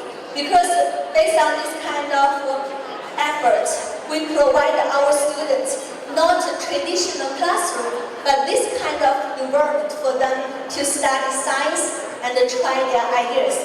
The first row of pictures you can see is our students who won the NASA Space Challenge Local Award 2022. They are trying to create a power system for longer power usage on Venus. So they put themselves all in green and make their system into the Venus to create a cool video for it. And the second row of pictures are our students from Irvine Lab. They are last year's youngest NASA Space Challenge Award winners. And they created the first simulation device for Jupiter. Because we know that we have a lot of ways to simulate other kind of stars like Earth. But Jupiter, they kind of intends the different directions. And also, they have so many colors. But based on our robotics and science skills, our students, they use mutual model to create this kind of device, present Jupiter in this creative way. So they become the youngest winners of last year's NASA Space Challenge. And in our labs, the kids can create a lot of things, not only for space, but also for ordinary life to solve all kinds of problems. We also try to let them understand the mission to Mars, the Venus, and all the new and fun NASA projects. So they will try to make their robots landing on Mars, create them into a cool video. So based on all the lab owners' efforts, Nightkill creates amazing achievements in last 7 years. In last year, 2021 to 2022, 14 Nightkill teams qualified to the World Championship, and they got back 28 trophies, which means they also have a very good performance, and also they have a very good interview to get a judge award. And we also won Gold Howard Champion of the whole world in 2021 to 2022. And the 3 automatic teams ranked the top 10 of the whole world in robot skill competition. And come to this year, this number, I didn't change, it's still 40, but actually the number is 39. Nightkill brings 39 teams to the World Championship. It will host next month in Dallas. Just last weekend in US Open, Nightkill teams won the top 3 award of teamwork and the top World Excellence Award. which means that the students, they are so good of robot building, design, programming, interview, and they have amazing notebook. And today, some of our coach is here, including our head coach. Every single year, he coaches some team and become the captain of the whole world. And among these 39 teams, our urban lab bring 5 teams into the world championship. Our Dynamo lab brings 7 teams into the world championship. They are so proud of bringing all these kids to a great future. Also, Magic Kids are the local leader of NASA SpaceX Challenge. In 2021, one of our team got the top award of NASA SpaceX Challenge. Because of COVID, it's delayed the celebration party. 2 weeks ago, I was in NASA headquarters with our team getting this top award. And we had a lot of discussion with a lot of NASA scientists and different department leaders. And they agree with us that we should have the junior version and the teen version NASA Space Challenge, as well as NASA Robotics Challenge for the future kids. We will host more events for NASA Space Challenge from 2023, that is this year. And in 2022, we have altogether 60 teams join the NASA Space Challenge. And 6 of them become the global nominee. 2 of them into the final list. So this is some picture from the robotics lab. Most of people know robots for education from Lego, but in Magic Kid, the robotics lab, like what you see in the middle, the picture, we bring kids not only Lego robot, but engineering robot, program robot, AI robot, humanoid robot, and the drone. And we are not giving them course. We also host a lot of workshops and events like the Tech Lab. We bring our students to some labs of university. We also create some course for some older people in community, make them to come into the new technology with us together.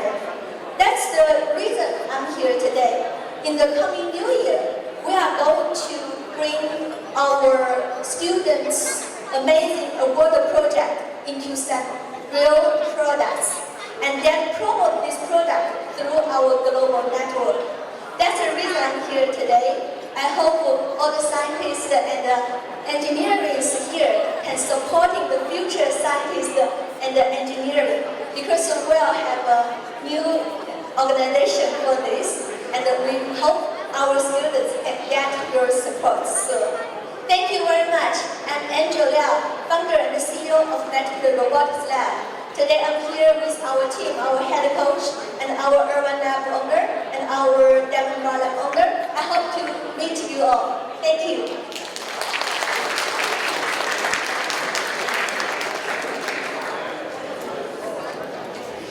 Thank you, Ms. Liao, and thank you again to Magic Kids for the contribution that you've made to CESAC. Upcoming is the CESAC 2023-24 board installation. We're highly honored to have Congresswoman Dr. Judy Chu to present over the board installation and give remarks. Dr. Judy Chu has a legendary career serving the public. She was the first Chinese-American woman elected to Congress. She was also the first recipient of CESAC Trailblazer Award in 2013. Let's welcome again Dr. Chu, and the new board members come to the stage.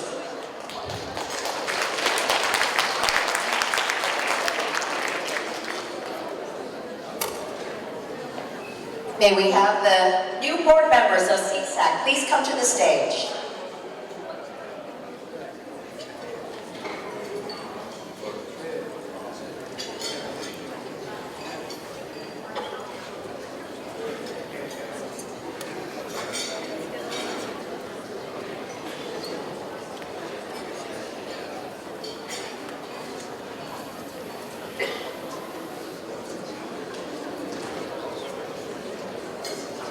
I have the honor of installing the 2023 Board of Directors of the Chinese Engineers and Scientists Association of Southern California. Please raise your right hand.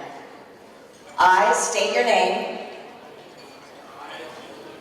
Do solemnly swear that I will take the role of board member of CESAC for the upcoming term. I will uphold the bylaws of CESAC and serve this professional organization to the best of my ability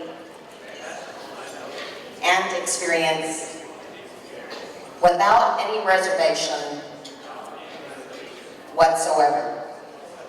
Congratulations! You are the 2023 Board of Directors of the Chinese American Engineers and Scientists Association of Southern California.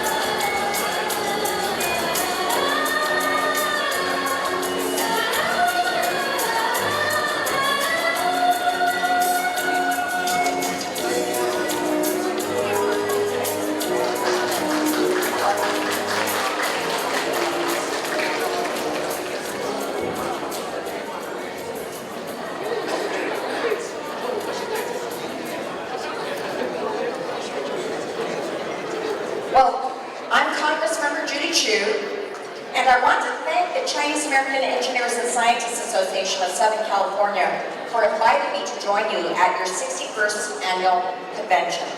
I especially want to thank your chair, Dr. Bruce Liu, President Terry Kuo, and your incoming President, Jonathan Jiang, and your entire leadership team for putting together this incredible event. For the last 6 decades, CESAC has been such an important part of our community. Over the years, you've held technical symposiums, hosted career development and leadership trainings, led business innovation programs, and continued to advance STEAM education for the next generation.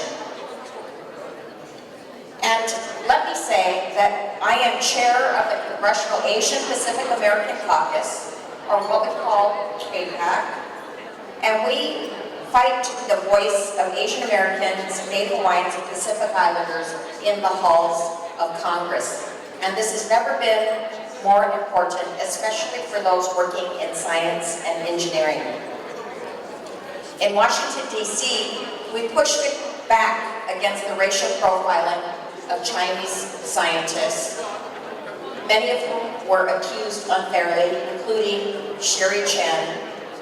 And we defended her, and I am glad to say that this year she was awarded back damages for being unfairly targeted and accused of over $1 million. Yes. We also fought to end a terrible initiative called the China Initiative, a Trump-era Department of Justice program that targeted Chinese researchers. And guess what?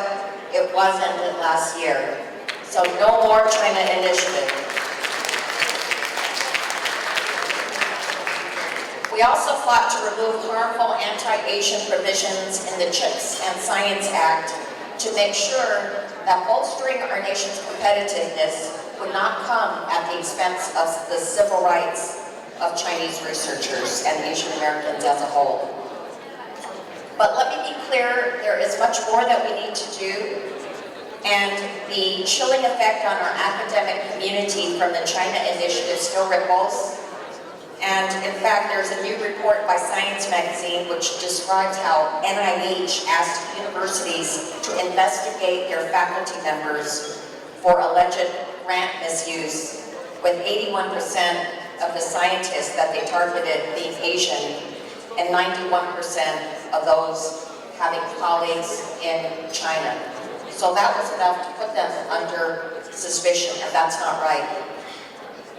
Extremist lawmakers and media outlets have also put targets on the backs of Chinese American business leaders as well as those in public office. And in fact, some of you may know that there was another Congress member from Texas that even questioned my own loyalty to the United States, accusing me of being a spy from China just because of my ethnicity. And it was outrageous, it was disgusting, but also it was very, very racist, because basically it assumed that no matter how long you've been in this country or how much you've done for this country, that you're always a foreigner in your own land. So we have to fight against this. We have to make sure that we fight for our civil rights, and nobody should face suspicions of disloyalty based on ethnicity, nation of origin, or just having family members in China. That is beneath us all, and that is why it is so important for all of us to join together, whether we are Chinese American researchers or scientists or engineers or people from the community. And we need to instead celebrate all of your incredible contributions to science and innovation. So thank you for inviting me to join you tonight. Let us fight together for equality for all. And I would like to present certificates of congressional recognition to your incredible leaders. Terry Guo, President, thank you for serving this past year. I really appreciate it. Chairman of the board, Bruce Liu. And of course, your incoming president of 2023, Jonathan Jang. Thank you for your service, everybody.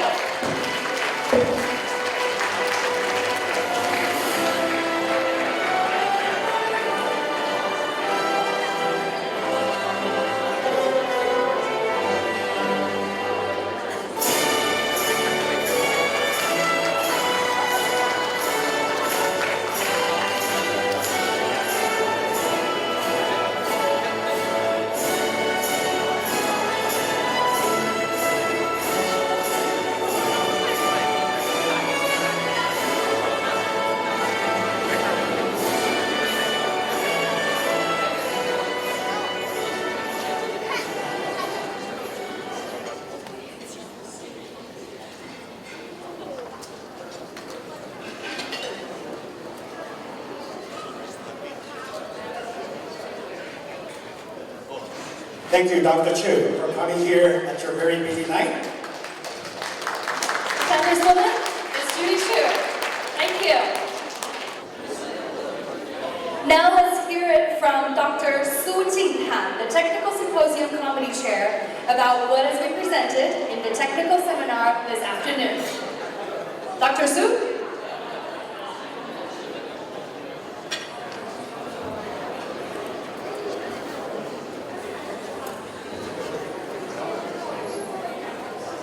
It's my great honor to be the technical symposium computer chair of CESASC and to serve the Chinese American scientists and engineers.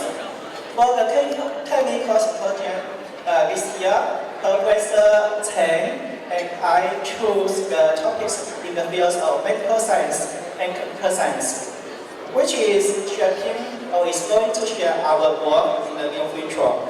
The medical topics included electrocardiography, how to invent the 100-year-old technology, development of target therapeutics and diagnostics, interface, wearable devices.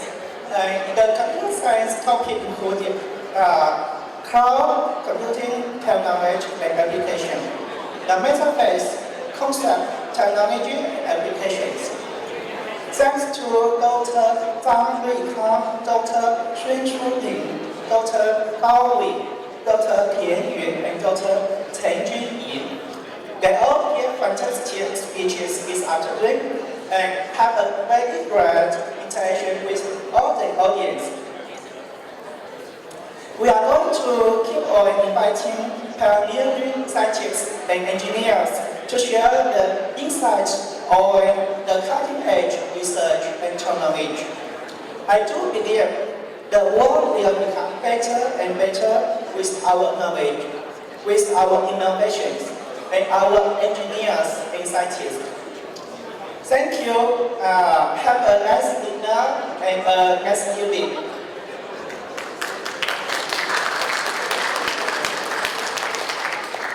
Thank you, Dr. Su. And next up, let's welcome Dr. Zhang Jiachen, the Entrepreneurship and Innovation Committee Chair. Tell us about what has been presented in the Entrepreneurship and Innovation Forum this afternoon.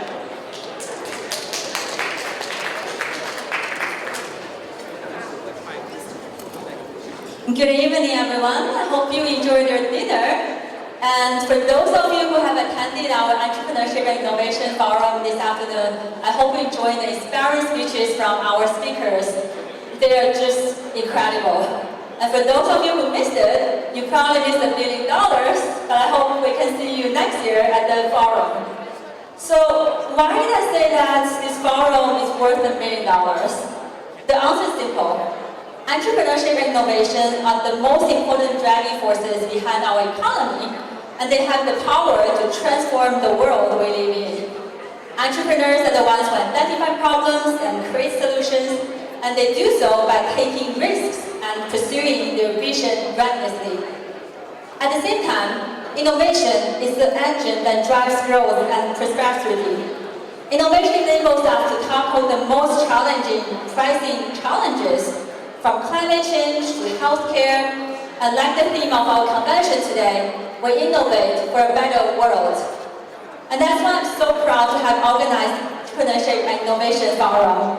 And our goal was to bring together some of the brightest minds in the world and to share their insights, experiences, and ideas, and to inspire others to pursue their entrepreneurial journeys.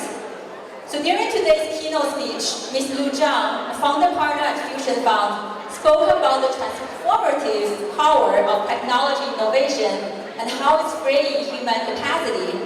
And she highlighted some of the key trends that are shaping the industry today, including the rise of generative AI and big data, and shared her insights of how entrepreneurs can best position themselves to take advantage of these trends and available tools like AI.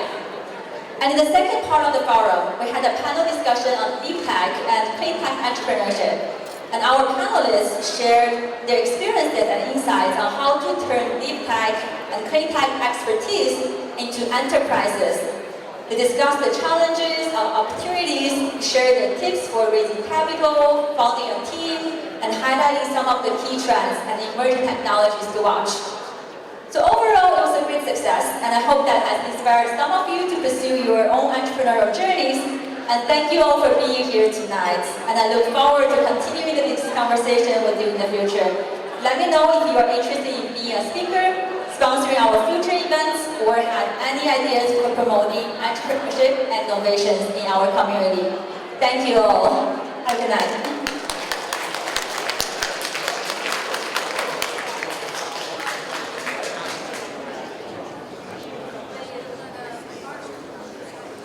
Thank you, Jiachen, for sharing with us about the entrepreneurship and the innovation forum. We had multiple forums going on this afternoon. Next, we're going to invite Dr. He Yutao to come on stage to talk about what happened in the career development forum this afternoon. Dr. He was 2012 CESASC president, and he was also the founder of the Lead Career Development Forum. So, please, Dr. He. Thank you, Professor Hanxi. Good evening, everyone. Hope you had a good time. It's my great pleasure here today and to participate at CESASC 61st anniversary and by organizing the Lead Career Development Forum together with CESASC as well as CYPA. Congratulations on the 61st anniversary of CESASC, and also congratulations and for another wonderful year, CESASC under the leadership of Terry Guo, as well as Dr. Yufan Liu. And today is actually the event, so we're great success We have a lead team of the speakers and achievers, and including the Professor Ding Ho, who is the 2023 Chairman awardee, and also he was a first professor and speaker in the LEAP 1.0 10 years ago. And we also have a Dr. Catherine and Jacqueline Huang, as well as other speakers with Daniel Wu, and we have Ruby Liao, and we have Aaron Barr, and we have attorney Xiao Jiemo, as well as other speakers. And through this mentorship, through the panel, and through the different networkings, and we have a wonderful event where all the attendees got inspired and connected, and hopefully they also got what they need in order to advance their career in leadership. And as you can see from the two keynote speakers tonight, and Professor Zheng and Professor Ho, as science and technology alone won't be able to make the world a better place. Instead, we require to have collaboration, requires curiosity, requires we have leadership. So LEAD is committed to its unwavering mission down the road, and also looking for a continued collaboration with CESASC. And congratulations to Dr. Jonathan Zhang and the new leadership at CESASC, and we're looking forward to continued collaboration down the road. And we hope that by working together, we're able to become more professional and professionally successfully, and also we can by working together, we can make this world a better place to live. Thank you everyone. Hope you enjoyed tonight. I will see you next week.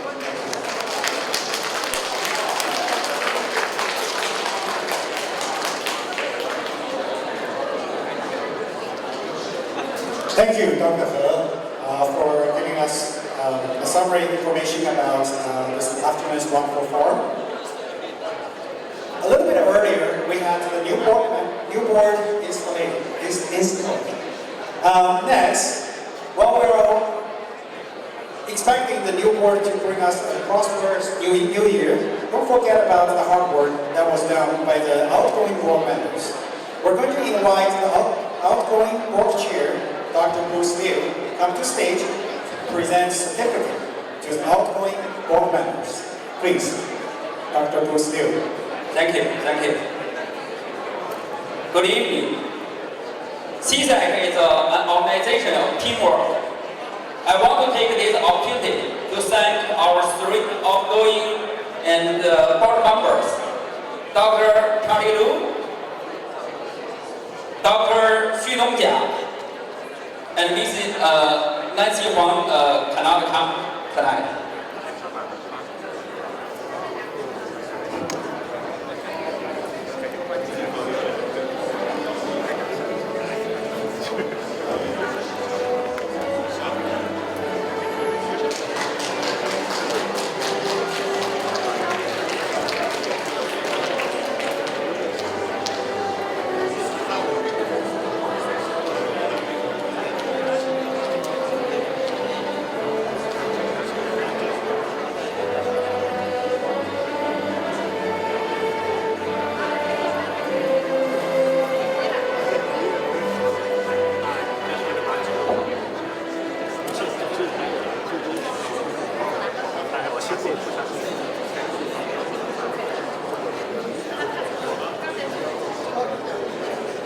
And now, one of our last treats for you tonight, let's welcome Beijing Normal University alumni to bring us a Peking opera, Song of Pear Blossom.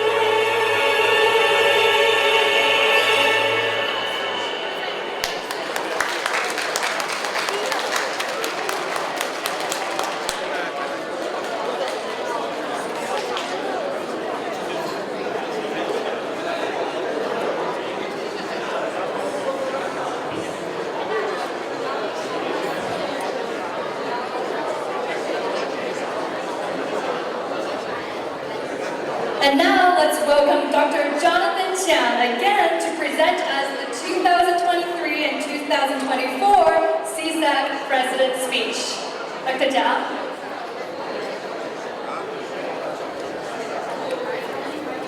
Okay, thank you very much. I would like to thank you everybody for staying so late. Thank you very much. And I was thinking, only if one person stay, I'm going to give the speech. But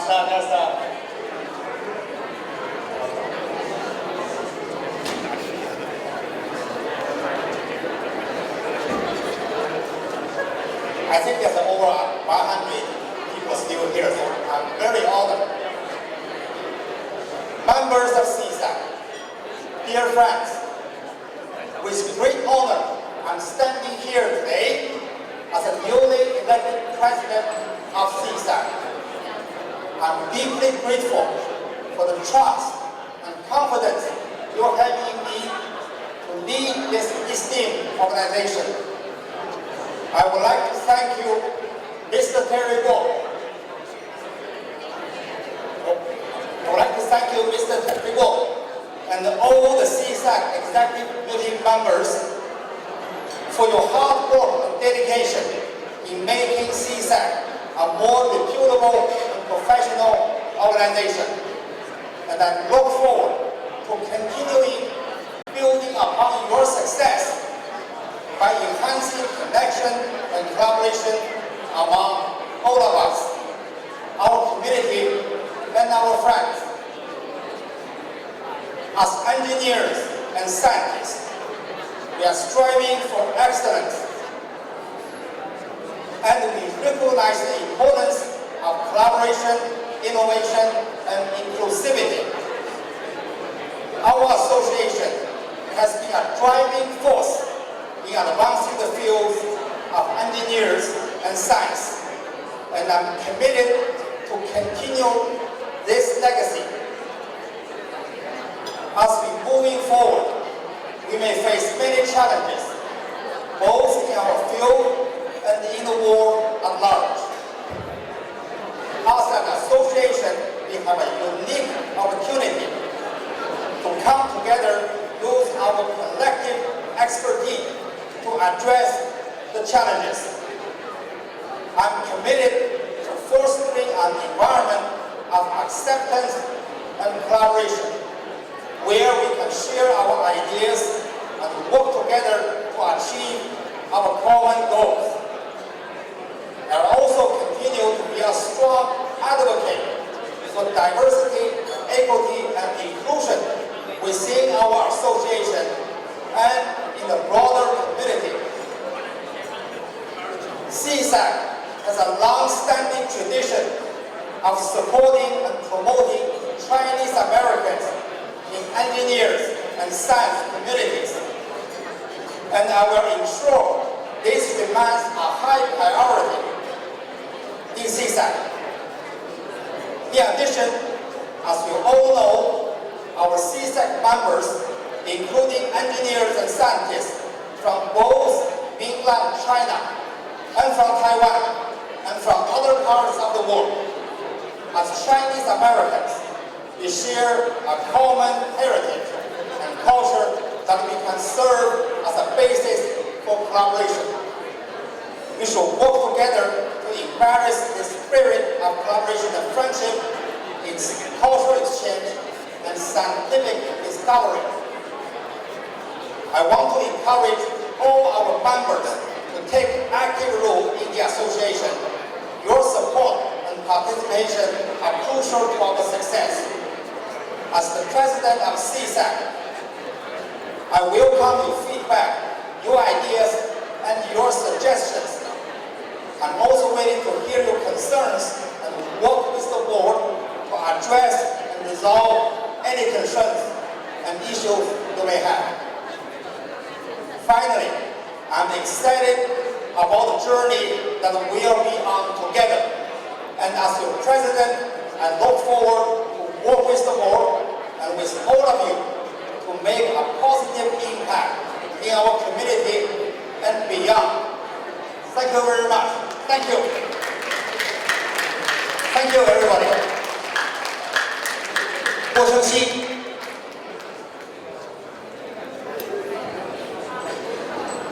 Let's welcome Dr. Guo Chenxi to give us a closing remark. Yeah. Thank you guys. So I hope you all enjoyed today, and we had a very rich program. I hope everyone had a great time. It's really nothing more to say. Just see you next year, and have a good time. Have a good weekend.